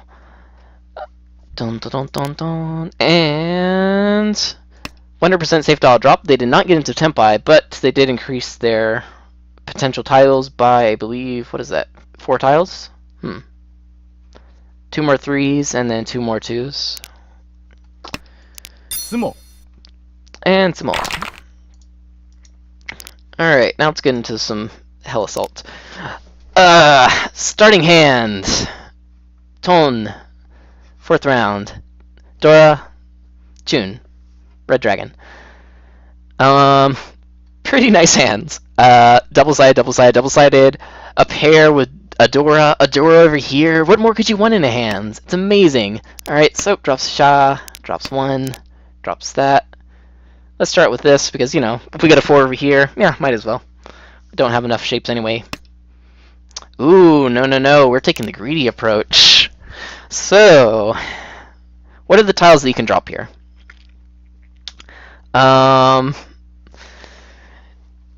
This right here and this right here, this is a shape that we saw just earlier. Usually, you don't need the 1 right here. Even if you draw a 2, it's not that useful, unless, of course, you draw another, like 5, and then boom, 3-sided wait for your pair. But if you're comparing it to like solitary, useful Yakuai tiles, it's not that useful. For instance, if I throw a 1, or I guess, would you rather, what's the answer? If you drew a 2, you can already use it with this 3 and the 4. But if I throw like one of these and I draw them the next turn, then it's like, well, shit. Especially when the case of the Dora is an honor tile. One of the easiest way to use the Dora honor tile is not just having a triplet of it, but having a pair of it and then having a pawn of another honor tile. Because then, you know, you can wait on it and then people can't do anything about it. Aside from that, you would need, like, you know, some other Yaku, like Sanshoku, Itsu, Richi, whatever. So it's a very easy way to like quickly open up your hand and wait on a Dora wait. That being said, ideally speaking, I shouldn't be throwing any of these. And I should probably be throwing a Sha or a 1 Pinzu. But the meaning of last night at this point is just like my Dora 3 hands, and also through the Dora. It's probably tilting pretty hard. So we're gonna throw one of these. Now, what that does is basically saying that, hey, I have this really good hand, and so from the get-go, I'm gonna start slimming my hand down. I'm gonna basically be saying that, hey, no one right here is gonna have the chance to potentially draw 2 more of these and pawn them to get a quick hand with this Dora. So I'm just gonna be throwing this one out really quick. Keep this around unless, you know, this hand develops to something, and then throw that out too maybe. But if I get a pair of it, or if I get a pair weights, then great, Richi on it. But either way, of what I probably should be dropping is either the 1 or the Sha. And I think the 1 is actually pretty viable in this case, because even if I do get a 2, I don't think I'm going to be keeping this 1 around. This looks like hella like Pinfu, Tanyao, and if it's not, I'm going to be using it with this Dora. So either way, this 1 has like no place in this hand's future. And this Sha is already kind of safe. So 1 should probably be the one to go. 1 is the loneliest number. Alright.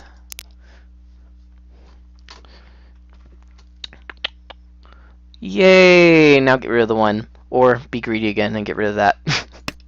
Yep, the greed. So much greed. All the greed. The only benefit of keeping a 1 around whenever you have a hand like this is that if I do draw a 4 right here, and then I happen to draw a 1, I can use that 1 for Pinfu. While for this and this, I can't use it for Pinfu. But even so, I don't like keeping the 1 here. Hatsu is dead. Toniso. Alright, cool, look. Your 4 came out. What do you do? Yeah. At this point, I mean, you could technically take Uki 80 Max, keep the Dora, and then throw this, or throw the 1.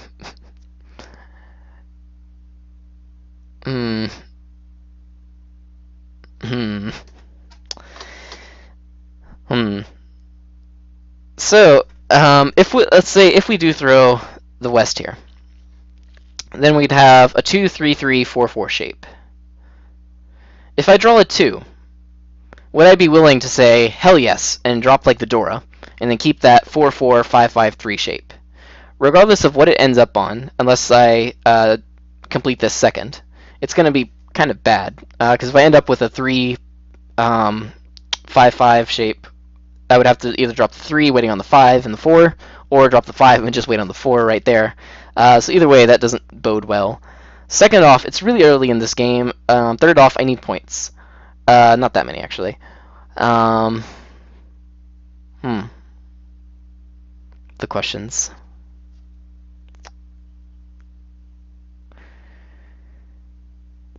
Yeah, I guess either or at this point. Like, the benefit of keeping one isn't that great. It's not that great, because even if I do draw 2, I'm perfectly fine with throwing the 1, keeping this live 4, and keeping this live 3 over there to potentially get another shape elsewhere. And also I have the Dora, which could become something, technically. So throwing the 1 isn't that bad, I guess. But throwing this one would be higher for available tiles, though I don't know if I would technically be even going that far if I did draw 2. But we'll see. 8, 2, 8 mon. Okay, fun time. So we have a 5, 6, 7, 8 shape. In other words, we have a 4 in a row shape. What that means is that if I draw a 9, if I draw a 7, if I draw a 6, or if I draw a 4, then that would instantly give me another two-sided shape. Because that's the case, I should probably drop at this point either the 1 or that red dragon. If I'm going to drop the red dragon, it might be best to do it now. Mainly because it's like, hey, I need to kind of push.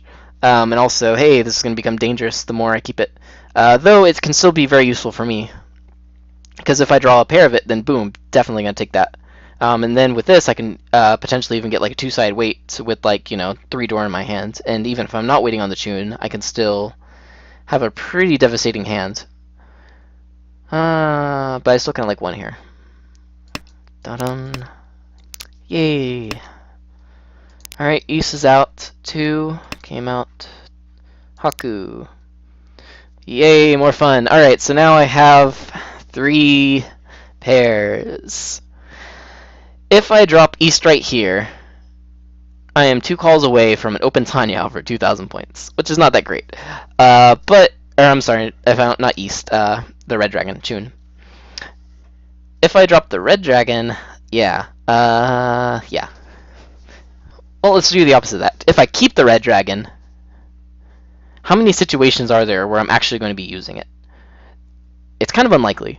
For instance, if I kept the 8, kept this, because this is kind of a bad shape, and then I just dropped the 4, because this is at least a two-side shape, even though it's sharing one with this, there's a hella good chance I'm going to be completing any one of these, and then have to drop this red dragon, as opposed to the chance of actually drawing a red dragon at that point.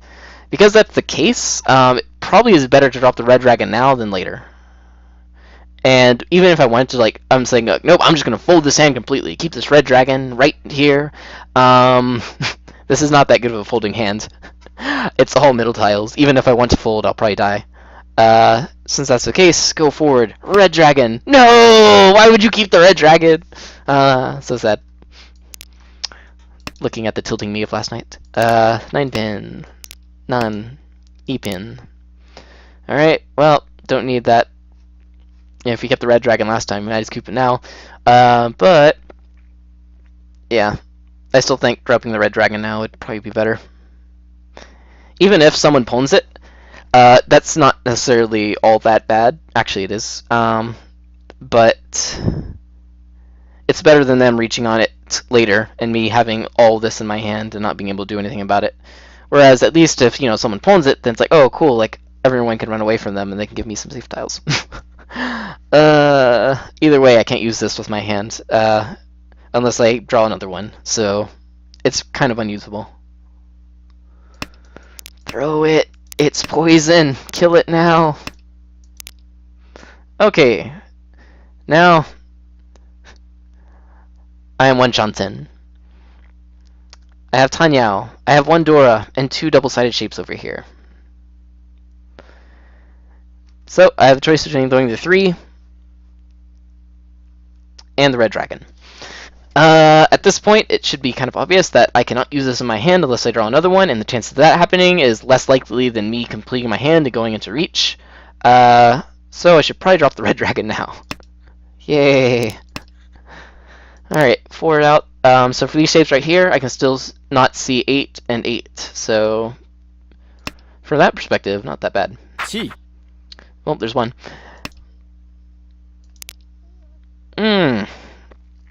And a 3 right here. So do I want to keep the 3s around, or do I want to keep the 8s around?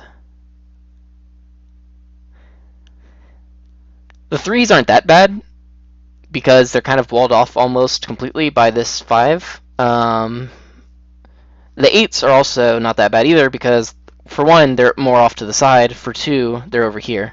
If I'm going to have to throw out something right now, I don't know. So if I throw the 8s now, I'll have the 3s for later. If I throw the 3s out, I would have to throw the 3 next turn as well. At least next turn.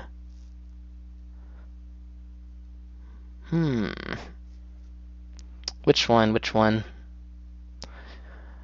The 3s actually might be better.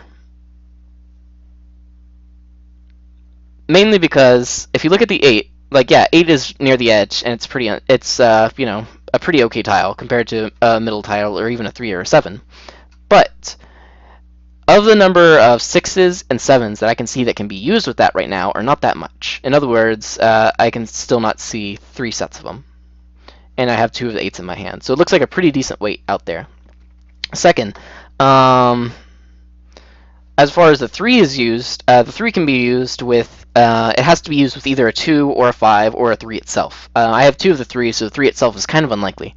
But I have 4 of the other available tiles that it can be used, and especially for the 5, because if they are keeping it with a 2, unless it's like a 2-4, then it would, or then it have to be either a 4 or a 2-1. Either way, having this wall of 5s actually kind of makes this a little bit nicer, because the chance of a double-sided weight for it is less than the chance of a double-sided weight for this 8. Looking at it now. But this did just come out 2 turns ago. Fun, fun, fun. I think maybe the 3 is better, just because we have this. But in this case, I chose the 8. Each. And then the dealer reach, and I'm like, hell yeah, I'm glad I chose the 8, because now I can drop the 8, and then it's like, boom, safe tile. I can still push my hand and defend at the same time. Alright, so they reach on the 3, and let's see this. So they drop a 4, and then they drop a 3 and reach. So they drop the 22 right there and reach. So they have something better than a 4-3 that they were willing to bet on. Which could mean anything. It could mean it's, I don't know, like a really nice 5-sided weight. It could mean that they are waiting on a 1-4, a 9-6, a 8-5, etc., etc. Anything that they basically said, like, hey, this is better than a 2-5 weight. Or it could just be like, you know, something to do with their Yaku. But we'll see. So, drops a 9, safe tiled over here. Drops that safe tile they've been saving in their hand. Not really a safe tile, but it's pretty safe, because they can only be waiting on it for a hell weight. Hey, what a lucky draw! I can drop this 9. Unless, if I want to push this hand. In other words, if I draw a 2, a 5, or an 8, I would need to drop one of these two, right? And so, if I want to drop the 8, I should do it now. Because if I do it next turn, and let's say this guy or this person over here ends up getting to Tempai and pushes, then this tile, while it's safe for them, is not safe for either of them. But this one right here, which is unlikely right there because they threw an early 8, and completely safe right there because they threw it right there, is pretty damn safe. So, if I do want to continue with this hand, or just in general, I should probably throw the 8 now while it's safe for this person. Which I do. Woohoo! Alright, 7, 7, 2. Okay, and the choices now. This person looks like they're kind of pushing. I can see 1, 2, 4s right here, and I can see another 4 right here. So I at least know that they don't have a complete 4 wall that they can see, that they're like, oh, this 2 is perfectly safe. So they're probably a little bit pushing with this as well. If they are a little bit pushing with that as well, there's a good chance that they might drop that 8 if they do draw it later on. Now, the big thing here is that what safe tiles do I actually have for the dealer? Well, I have this 9. The 7 is technically Suji. And that's about it. The 3 is actually also kind of okay, because it's a 1 chance with the 4, 4, and 4. But for like 100% like, woohoo, I'm alright tiles, I don't have many. That being the case, calling for Tempai right here and getting a double-sided weight with a Tiny Aldora with 1,300 points in the middle doesn't seem that bad, especially since the Dora is the Chun and no one called on it earlier. Chances of someone having 3 of them is not that high, so the Dora is pretty unusable. Compared to like a 3 through 7 Dora. And I also have one of the red Doras, so there's only 2 of those remaining. So calling for this doesn't actually seem that bad of a choice. And even if I don't call on it, where am I going to run to? Because I only have like this safe tile right here and this safe tile right here, like potentially safe. And this person right here is possibly pushing as well because they dropped that 2, which they know is not safe. That being the case, Chi. So I can't defend against both of them, so my nearest exit of not dying is forward. Is the idea behind that. Plus, if anyone sumos, I'm going to be losing points anyway, so. Alright, and also I'm in last, so that doesn't help either. East. Dun, dun, dun, dun. 2. 1. Also, once again, nothing over here, no fucks were given. They're probably in Tempai, or they have no safe tiles and they're kind of pushing forward like I do. Alright, so, hey look, a lucky 1. 6 right there. Alright, so this 3 kind of looks maybe a little bit safer. Maybe a little bit safer. It's not perfectly safe, but maybe a little bit safer. And a 2. Alright, the funness. So this is a not safe tile. Of the safe tiles that I have in my hand, I don't technically have any. I could drop the 3, which they can only be waiting on a 2-4 and a 1-2 or another 3. I can see a lot of the ones out right now. I can see 3 of them. For the 2 though, 2-5 waiting on a 3 and a 4. There's 2 3s remaining and there's 4 4s remaining. So that's actually not that bad of a chance. What do? Dropping the 3 is not guaranteed to be safe, because there's still a lot of 4s and there's still a lot of, there's still 2 2-lefts, and there's also 1 5 left. Dropping the 2 is not guaranteed to be safe. It's a 2 chance, and also it could be waiting on a pair weight or a tonki weight. Which one? The dealer's in first place, so situationally speaking, I don't have any reason to be pushing against them. They can just kill other people and I'll be fine. But I don't really have any safe tile for them. I have 1 Suji, or I'm sorry, 2 Suji tiles, which is the 3 Mon and the 7 Sozu. And then I have this 2 right here, which I have 2 of, but the double side is still very much dangerous for that. Gee, no clue.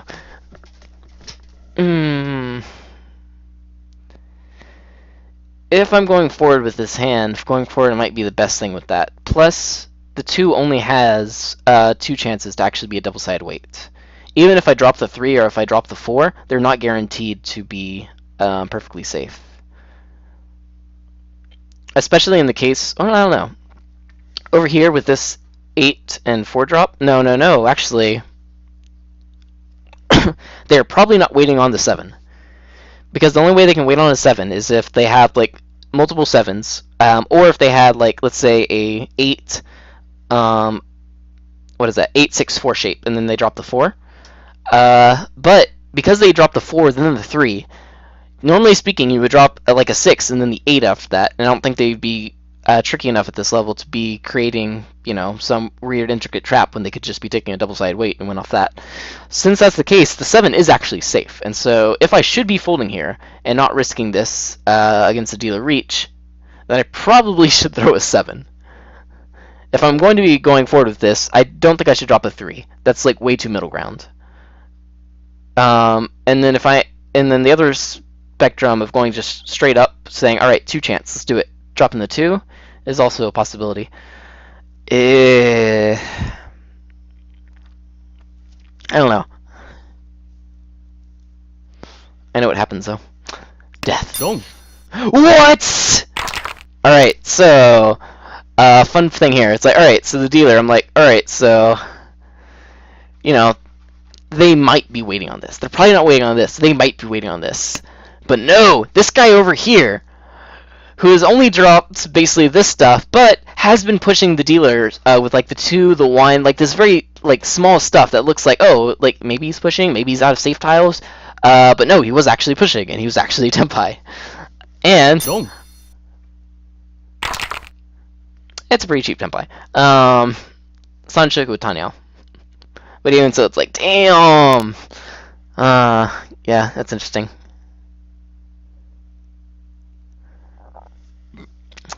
Dong. No clue, no clue. So, they earn themselves some points, and we go farther into Saltland. Oh, actually, let's go back to that one. And look at their heads real quick. So, everyone advancing quite nicely.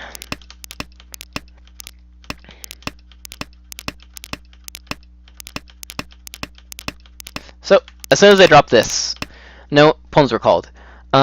So there is a case that is not true. In the case, let's say someone has 3 of the Dora, and they're like, I don't want to call a con. But generally speaking, if it comes out and no one calls a pawn on it, there's a pretty decent chance that no one has more than 2 of the Dora at that point. Or at least with these Yakuhai Dora.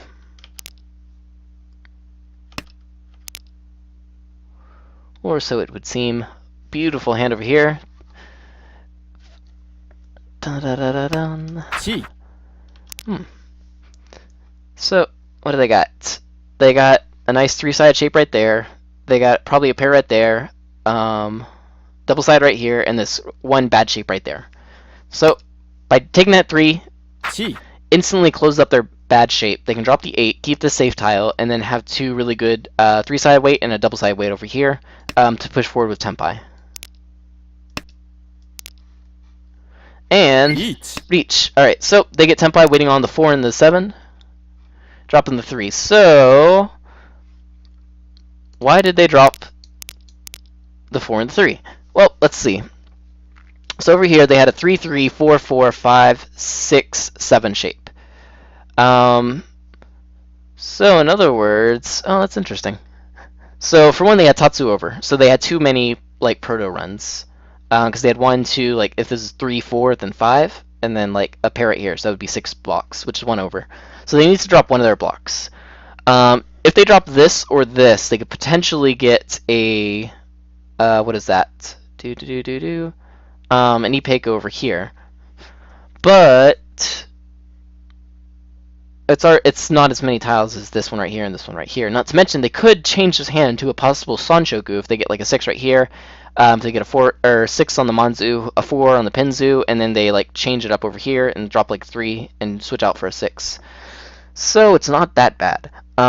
So between those 2 choices, which do they choose? In this case, they chose the 4 and the 3 drop. Why did they do that? I'm guessing just available tiles.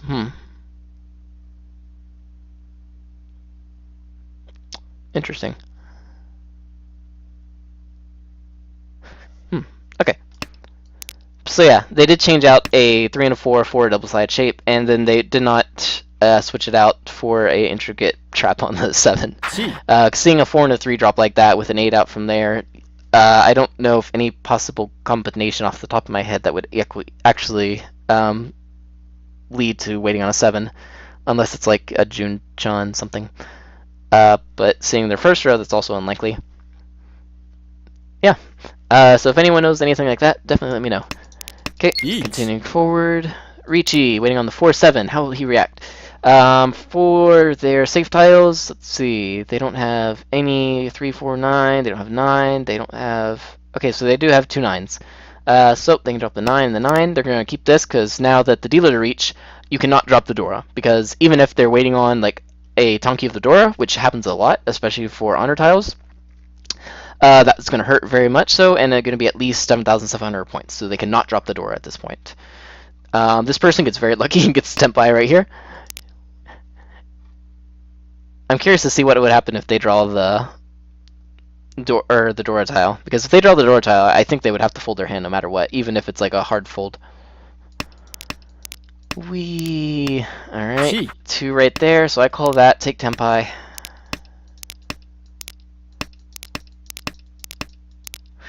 So I have this 2 right here, and now I'm like, well, shit. Yeah. I'm still very wondering what should I have dropped. But so this person was in Tenpai right there, and is able to snipe it. Moving on to more. This is where the salt gets good, like amazingly good. Actually, it's not that bad. I think I screwed up on this one. All right. So starting hands. South round 1. Dora is the 2 of Sozu. And this hand is starting off with 2 connecting tiles, so it is a 6 Shanten hand. And it's like a pure 6 Shanten hand, because I don't have any pairs. So this is like literally the farthest hand, so the farthest you can get with any Mahjong hand is basically all unconnected tiles, which means you need 8 more tiles to get a standard 4 groups of 3 in a pair, or you need at least 6 more tiles to get 7 pairs. So yeah. Dun, dun, dun, dun, dun, dun, dun. Alright, and my first draw is beautiful, amazing, perfect. I think I have 8 kokushi tiles.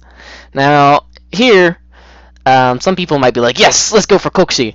But looking at the gap between me and me and third place, it's not that much. One cool thing about gaps in Mahjong is Mangan is usually what you're going to be aiming for. Like that one Dora with Richi and Sumo, and like with Ippatsu Urdora, that's like your golden standard. And one of the reasons why is because it's so easy to cover gaps with that. Because if I get, let's say, I don't know, between me and first place, let's say there's 19,000 points. If I get 2 Mangan Sumos, then that's going to be enough to take first place. So a single Mangan Sumo is going to cover a gap of 10,000 points between you as a non-dealer and another non-dealer, because you're winning 8,000 and they're losing 2,000. If the other person is dealer, it'll cover 12,000 points, because you win 8,000 and they lose 4,000. And if you're the dealer, well, you can just keep winning because you're the dealer. But it would cover a 16,000 point gap right there if you got a dealer Mangan Sumo. So it's pretty OP. And even if you're like, wow, I'm in last, like, you know, with like 10,000 points and the next person is up there by 19,000 points, I'm screwed. How am I going to do this? Actually, if we just look at the gap, oh, that's actually, you know, just one Mangan Sumo hand, which isn't that rare at all. Even for, like, you know, first or second, like, if I get a Mangan Sumo this round and then I get a Mangan Sumo like the next one, that's already almost enough to overtake second and even potentially fight for that. And it's South 1, like, pretty nice. So yeah, definitely for Hanchan especially, like, don't ever fear if, like, oh, okay, like, I'm really far behind and it's like going into the South round, whatever. Whenever you can start to get desperate, though, is probably going to be more around like South 2, South 3, because at that point it's like, well, shit, alright, now I have to, like, explicitly push a lot more so than I would before, mainly because it's like, alright, if I do not get anything now, I'm going to get last place, but if I don't, but if I deal in, I'm going to get last place. So it's better to, like, take a chance and, like, die than just to sit there and die. XGO, what's up? Alright, so starting off with this beautiful hand, I refuse to go for Kokushi. Assuming that's the case, probably start out with this beautiful north here. Alright. And this one's mine, this is the dealer, and I have all this stuff. So, I have a 4-6 shape. Since I have the 4-6 shape, as we saw before, with that 1, 3-4, and then 6-7 shape, the 1 and the 9 on those kind of becomes useless. And that's one of the main reasons why, whenever you're starting off with a hand, and you have like a single like 1 and a single 4, you usually drop the 1, because the 4 takes up all the usable tiles for that 1. Plus, you know, Tenhou. So one right here probably seems pretty good, or I could also drop one of these, but this is useful to me. This is still alive, and also the round wind. This is still alive and useful. This is still alive and useful. The one over here is also kind of iffy as well, but at least this 4 has a friend right there. So I kind of like the one right here. But it is right next to the door, but that's still okay because, hey, I can get the 2 right there and go with the 4. 1 North Kumon. Hey, look, a 3. Perfect. So at this point, still probably continuing with my previous thought.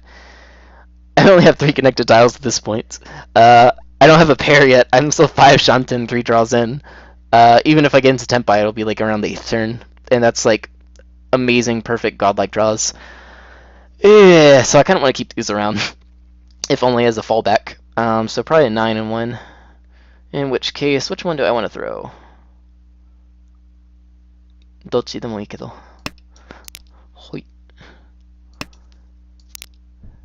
9, 6. Okay, so right here, first row, 3rd turn, 6 mon discard. Red flag. If I had to guess, there are probably at least 2 Shanten with that. And that's like a really good generalization of 4 through 6, especially early on. That's like, hey, middle game is actually coming sooner because someone's might hit Tenpai very soon, so be careful. So definitely watch out on this first row even if you see any like middle tiles like that. The exception is if you're in lower rooms where you have people that kind of just do whatever and they're like, wee, Kokushi every hand. Reading people's discards and actually figuring out like, wait, what are they doing, is not that good of a thing to do because at that point you're just like playing yourself. It's just like, oh my god, they might be going for this thing, and so I need to like avoid them doing this, etc., etc. No, you don't have to worry about that. You just have to play the luck of the game at that point. But in Tokujo, we can usually assume for a good amount of the players that they have enough knowledge of what they're doing that something like this can be dangerous in most of the cases. Therefore, you should definitely watch out for it. So these 2 continue at a nice pace, and I draw the 1 again. So now that I have the 3, the 1 is actually kind of useful because I don't have enough blocks. So I have this block, this block, this block, and that block.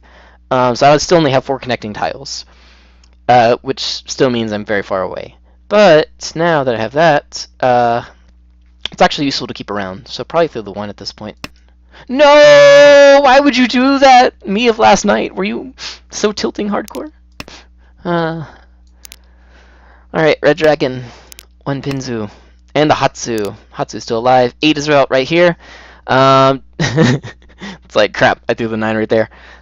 So, generally speaking, if you have a 5, a 6, and 8, that could be okay, because if you draw 7, then you get a 4 in a row. But whenever you have that 9 right there, it kind of complicates things now, because, well, if I draw a 7, and then let's say if I draw a 4, and I have a 3-side weight waiting on 3, 6, 9, I'm in footy 10 for it.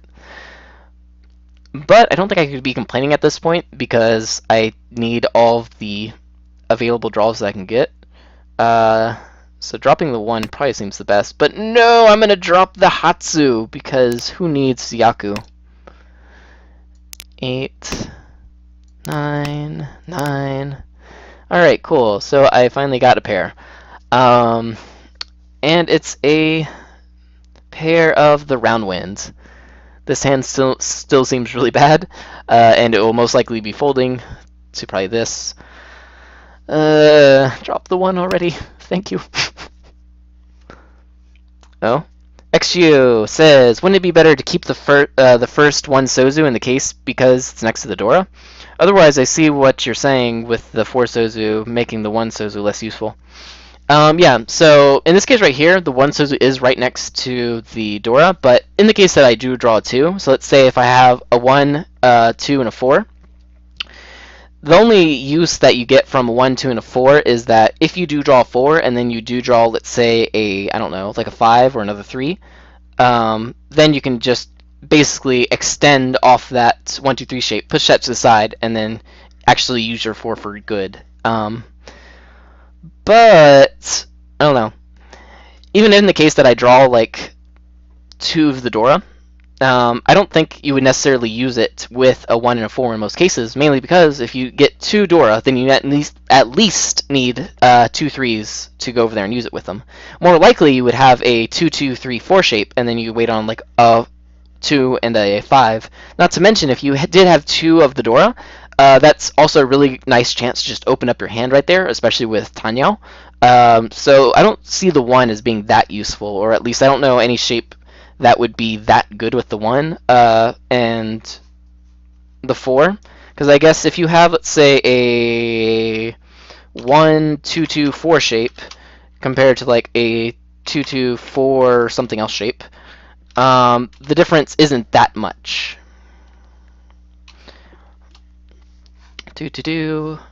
Furthermore, because it's next to the Dora and someone's moving closer to it, then they could technically use it as well. But that's kind of like a minor point. I think the Tenhou point as well as the it's not as useful point. And if I do draw 2 Dora, then I'll have a Dora pair. So yeah. Talking for almost 3 hours kills the voice. Alright, so Hatsu, Kyuman, Kyupin, and a red Dora!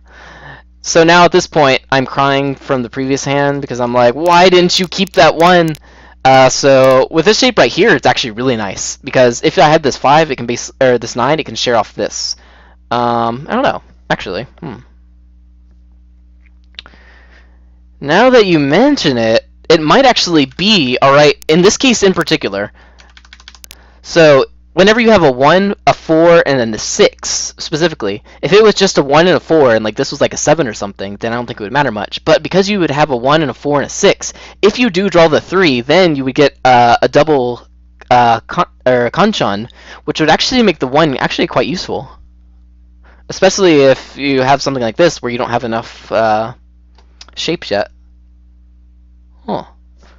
That's interesting. I like that. 1, 4, 6. Thanks, XGO.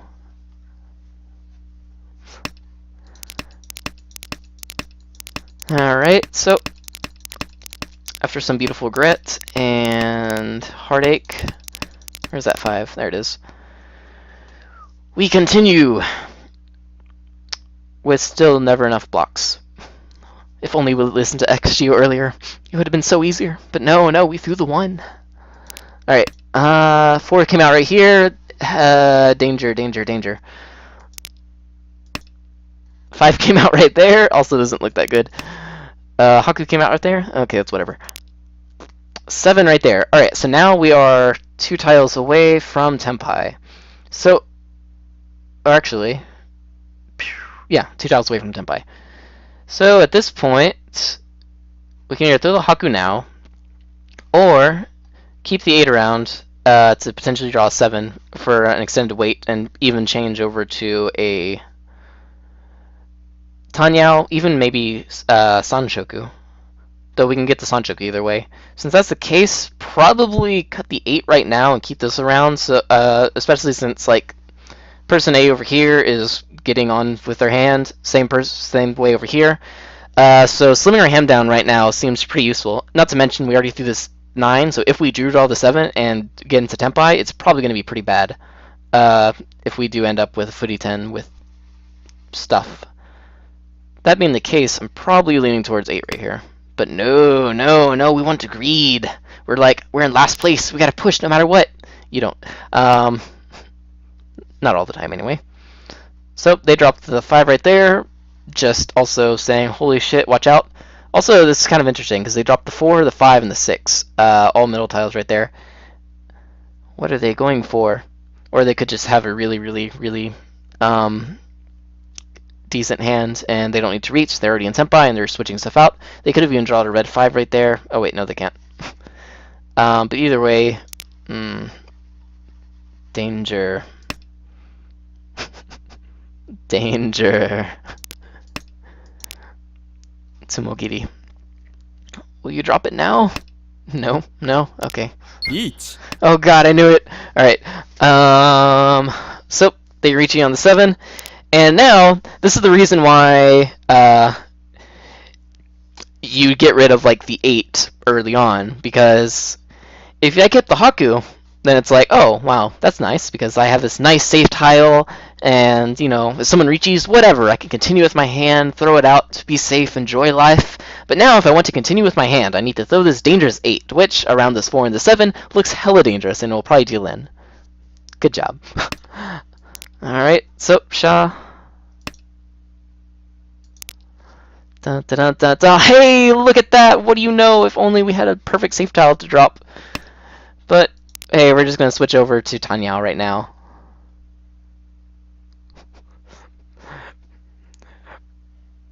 Oh shit. Was I seeing Nagashi? I really hope I wasn't seeing Nagashi last night, because that would be absolutely horrible.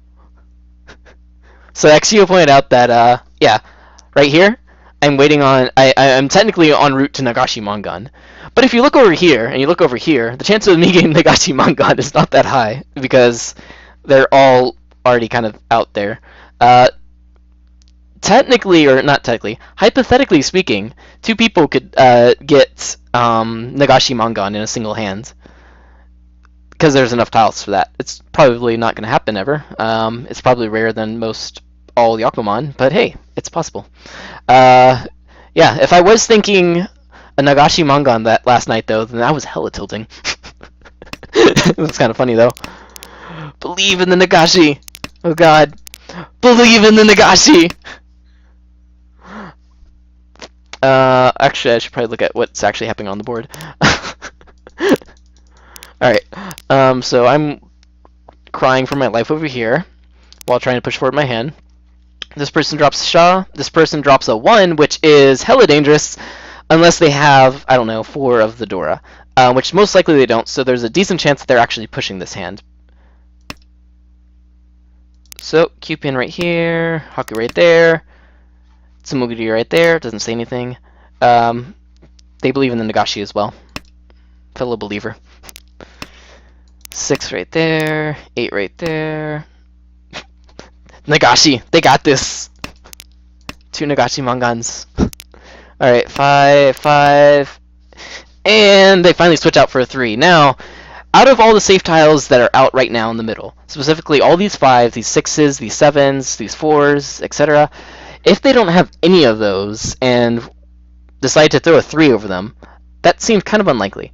In other words, they're probably pushing, and they probably advance their hand with this 3. It is a Suji, but even then it's not perfectly safe. And if they were folding completely, then they would probably just, you know, actually fold.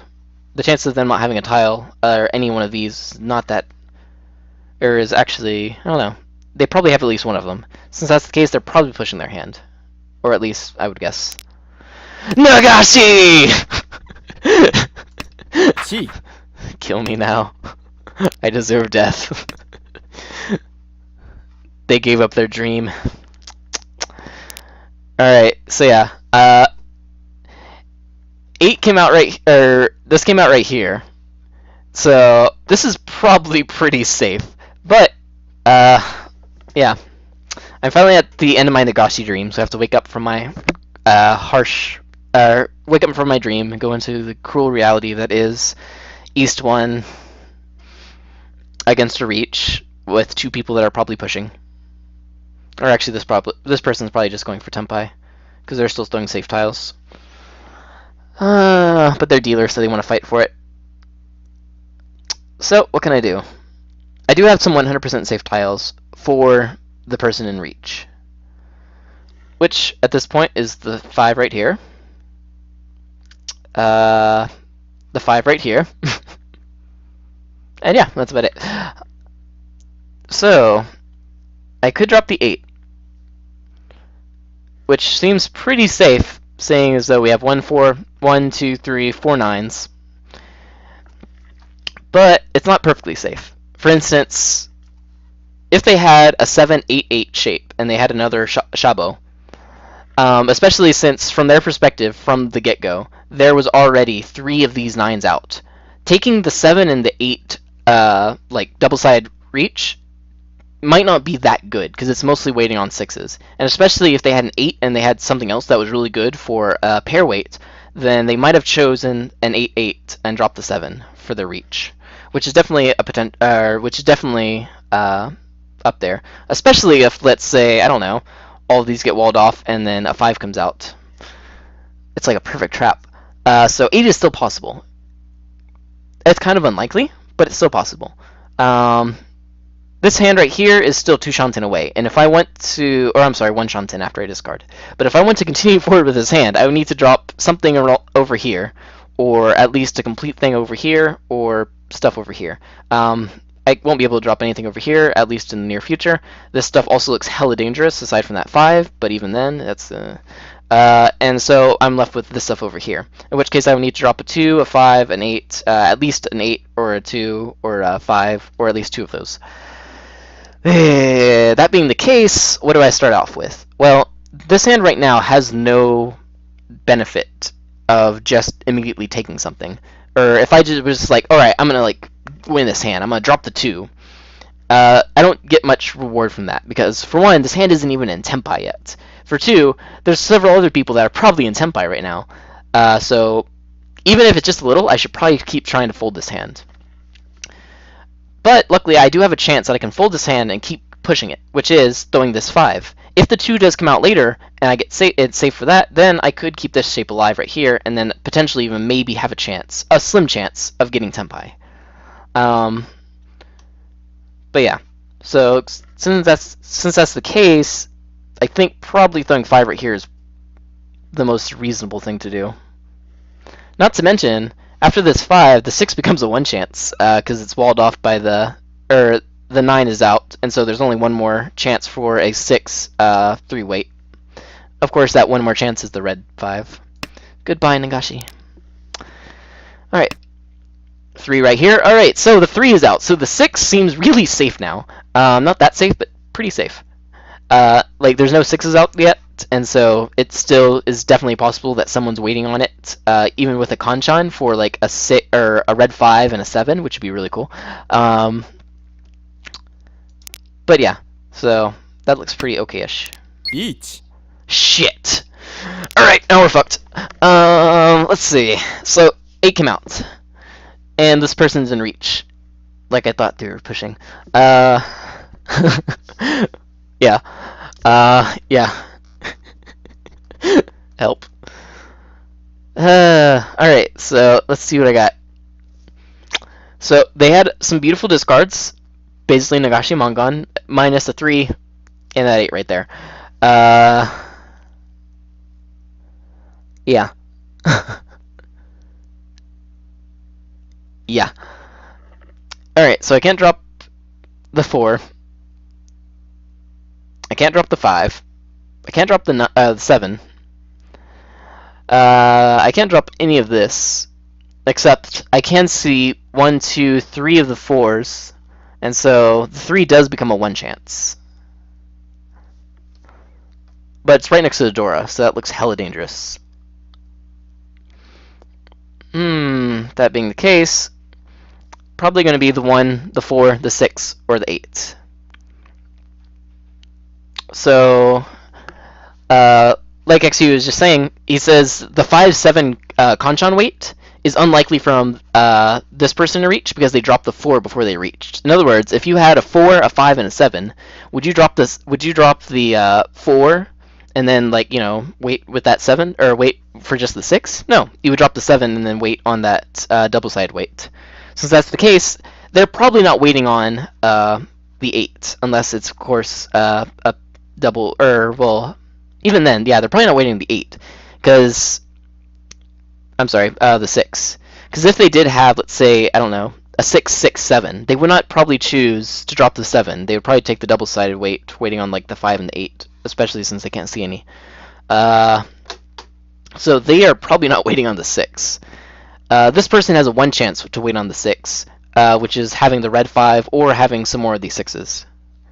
For the 8, that seems a little bit more likely to wait on for a Shabo, or in other words, a pair weight, because 8s are pretty nice.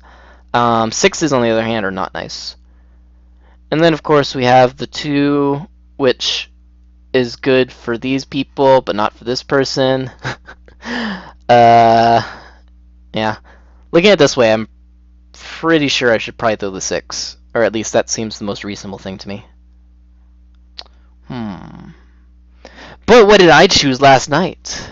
In the heat of the moment. That's right. I chose the 8s. Dong. Boom. And they're waiting on the 5 and the 8. 8 was safe for this person, though. But, of course, in this case right here, the 5-8 shape is still hella alive.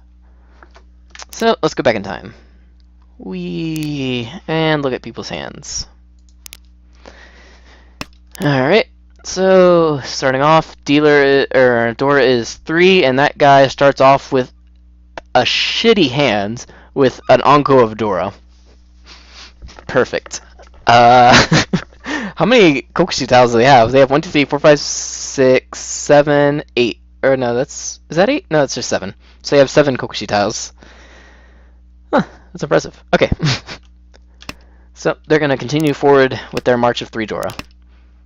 Looking at the other people.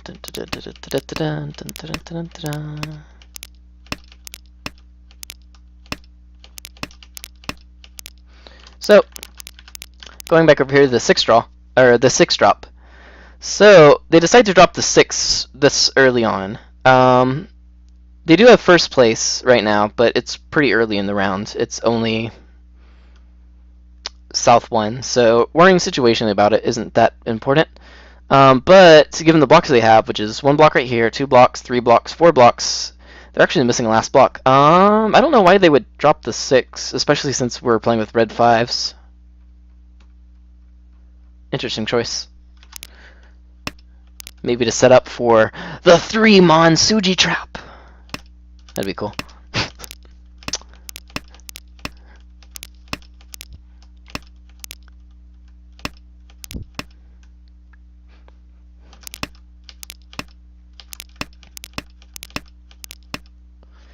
Alright, so they just dropped that 4, which put them in, what is that?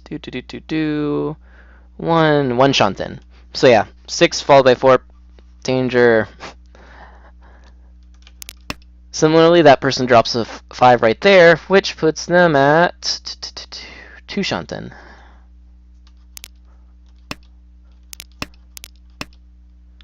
Switch out for the 5. Only reaffirming my fears of them. Throws a 7, also reaffirming my fears of them.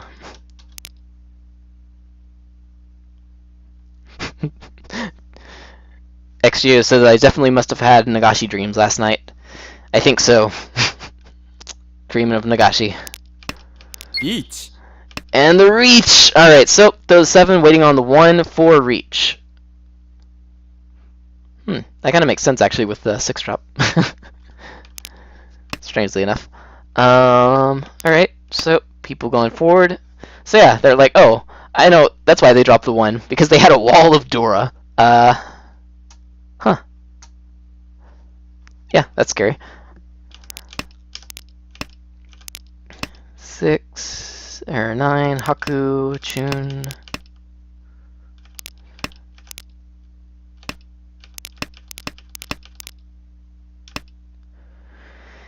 Okay, so they push through with the 3. It passes. Chi. They Chi right there for Chi 10. And are able to drop that. Now waiting on 2-7. And if they need to fold, they have that 7 to drop. If they draw something they can't discard. So, pretty nice. Not to mention the 7 is safe for the reach. And so, not a bad chance of someone dealing into that. The 9 is technically a push. It's a 1 chance though. Each. And oh, from their perspective, the 8 was actually kind of okay. It was walled off at least. So they reach right there, and then I die a horrible death. Dong. Explosions. All right. No spoilers. All right. How'd this one end? Oh yeah. So going into this next round of South 2 Dora Huts. Starting off, 4 blocks or 4 shapes and a dealer, and a Dora. Not bad. Stop. Okay, let's see what we got. So at this point, yeah, I'm kind of a really shitty position. If the dealer gets like a Mangansumo, that kills me automatically. If anyone sneezes on me, I die. So it's kind of like, all right, whenever you get this close to falling below 0, unless of course you have a friend down there with you, someone else that's also falling below 0.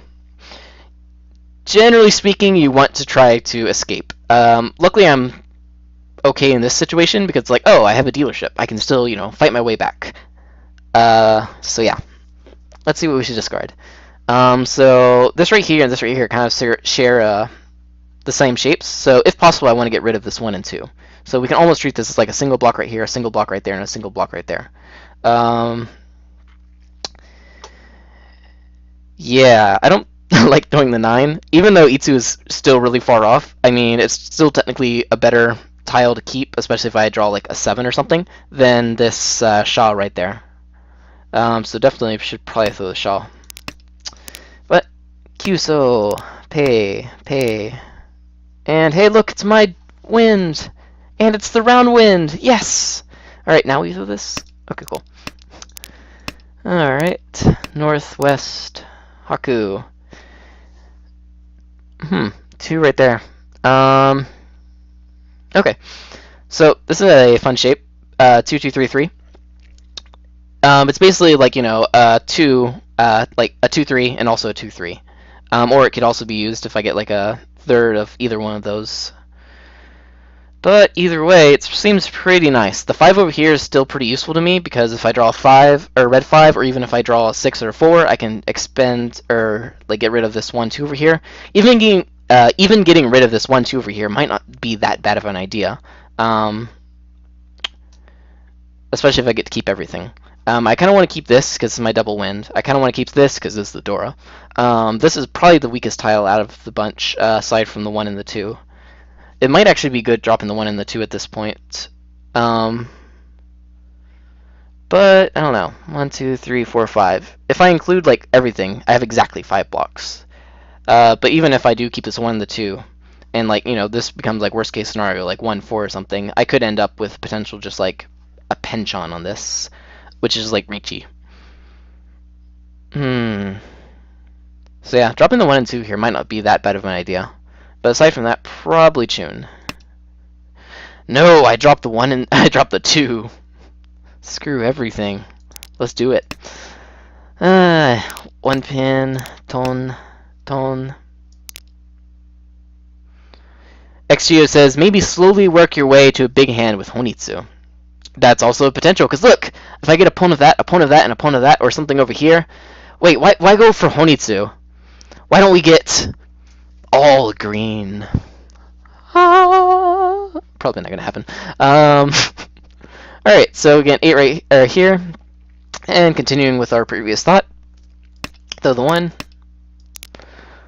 1. That and that.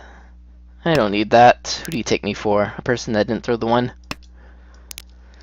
So Chun, Roman. Okay, so red flags. Yeah, 3 followed by 6. I have hella red flags over here. But do you know what? I don't see that. I see Honitsu. No, I don't see Honitsu. I see all green. Look at this beautiful draw right here. Perfect. Goes in there. Amazing. Alright, so at this point, even if I do continue with my hands, like with the 5 and whatnot, I don't know. Unless I get some red Dora, like around the Pinzu or the Manzu, it seems a lot more likely to just go for this shape over here. Not in the normal cases, but especially in my case where we're in South 2 and I have 2,700 points. But that being said, it might actually be worth it to win a quick hand to get to my dealership. Or fight for the dying hand. If I'm going to fight for the dying hand, I should start getting rid of a 5 or a 5 right now. And ideally, it should probably be something like this, so no one knows what suit I'm going in. To fight to the death, or to not. If I was one more tile away, then I would have enough to call everything. Well, actually, If I was one more tile away, I would have enough to call everything. Though, this... I don't know. To give up on a Shanten for the dreams, or to fight for a hand that isn't actually worth much. I think throwing the 5 right here is okay. Mainly because if I do happen to accidentally draw, let's say, I don't know, a Dora right here, and then I also happen to get a triple Dora, then even if I don't get Honitsu, taking the automatic 8,000 points, which will shoot me out of this position right now next to the edge I am at, seems pretty reliable. So if I'm going to be throwing this or this, I think I should throw this. Even though if I'm completely, like, 100% committed to going for Honitsu, I should throw the 5 and the 4 first. Because that will only give away that's like, oh, I don't need Manzu. But it doesn't say if I'm going for Sozu or if I'm going for Pinzu. But, nope, I'm like, alright, if I get this, so I throw that. So now the secret's out. Not really. Okay, so this is like the saddest round ever. First off, my wind is dead. At least there's only one more. Second off, one of the doors is gone, and then I draw this, which is also not that good. So I'm just utterly sad, and I should probably get rid of this now. So sad. No! Alright, and then all my dreams are crushed. I'm crying now. I'm thinking, alright, Honitsu Chitoitsu with a Hellweight Dora. Let's do this.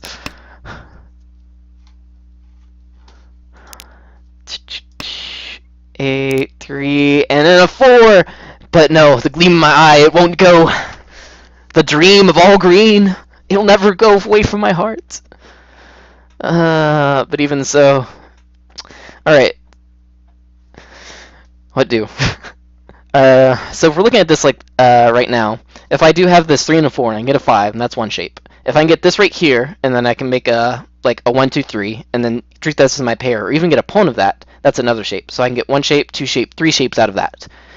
Then if I had this, I can get a 4th shape, and then if I had the last thing on the Dora, I could get my last shape. But if that becomes my pair, then that's kind of impossible because there's already 2 of those out. Crying inside. And then, of course, this hand doesn't necessarily have to become a Honitsu or anything. If I get like a Penfu with a Ipeiko, a possible red Dora, that's also okay. Saying that's the case, rather than keeping the Dora, or rather than keeping my South Wind, which only works if I have 3, I should probably keep the Dora around, just in case I do happen to draw the last one and be really happy about it. So probably South is what I'm looking at. But no, I dream. I believe in the Honitsu of last night. I should not believe in the Honitsu of last night. The 6 is out, and it's cheat, and I'm slightly more sad again. Also, these 2 people dropped Dora, and so that's like, well, shit. So their hands might be advancing as well.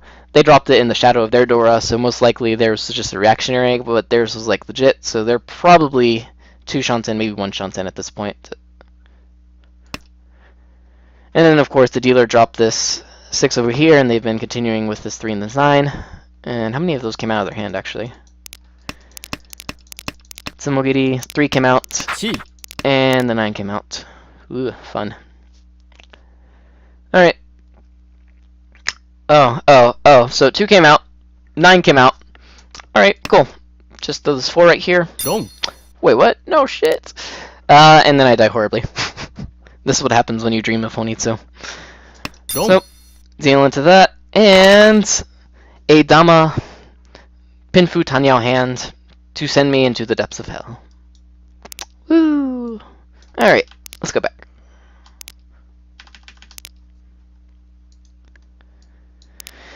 Okay, everyone's starting hand looks amazing.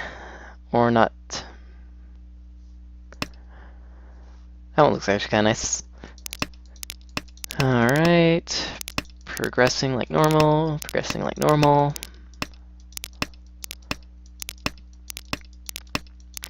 So the 3 drop, the first instance of, hey, I'm moving forward in life. At that 3 drop, they were 1 Shanten. Ugh. On the 6th drop, which is just a tile switch, but that still's like, hey, another red flag. They're one-shunting. 5 drop, that just shows I'm desperate. Hey, Dora drop. So, what did they have to drop the Dora? Well, they had 2 Dora. So what is that? A 2 Shunten hand from a Tanyao, possible Pinfu, or possible Tanyao, possible Pinfu, but at least 2 Dora.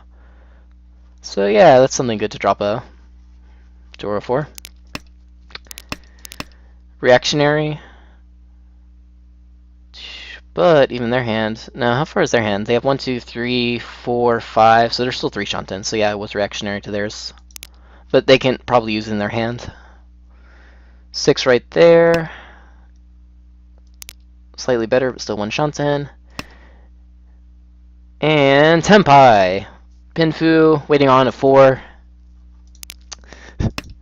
Oh, that's kind of sad to know. If I would have thrown the 4 there, I would have survived. That's funny. Chi. Alright, they dropped that. Chi. Ooh, okay, nice.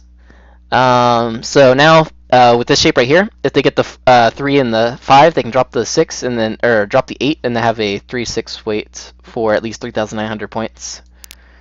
But no, Wrong. I'll die before that. So yeah, and sayonara. Bleh. Yeah, I had this game yesterday after what was it? We had our league games at the Pacific Mahjong League, and I did like 3rd and like 3 nights first, which put me very, very far in first place right now. So it's divine intervention. But also, yeah, as you saw throughout the entire thing, a lot of definitely misplays from at least looking at it slow and seeing all the information that was available. So yeah. I kind of actually like streaming and talking about it, because before I was trying to do this of going through each hand individually, and as you see, the video right now is at 3 hours and 30 minutes. In other words, it takes a hell long a time to actually step through like that, and that can get really boring if you're just kind of like sitting there quietly thinking to yourself. So yeah, talking and like being able to chat with people is quite nice. And with that, I have done my 1 game for the day, therefore I get to play more. So, thanks everyone for watching, and I'm trying to push this up to YouTube, so hopefully it'll export correctly this time. If not, I have it saved on my computer, so I'll hopefully push it up on there eventually. And thanks, and catch everyone later.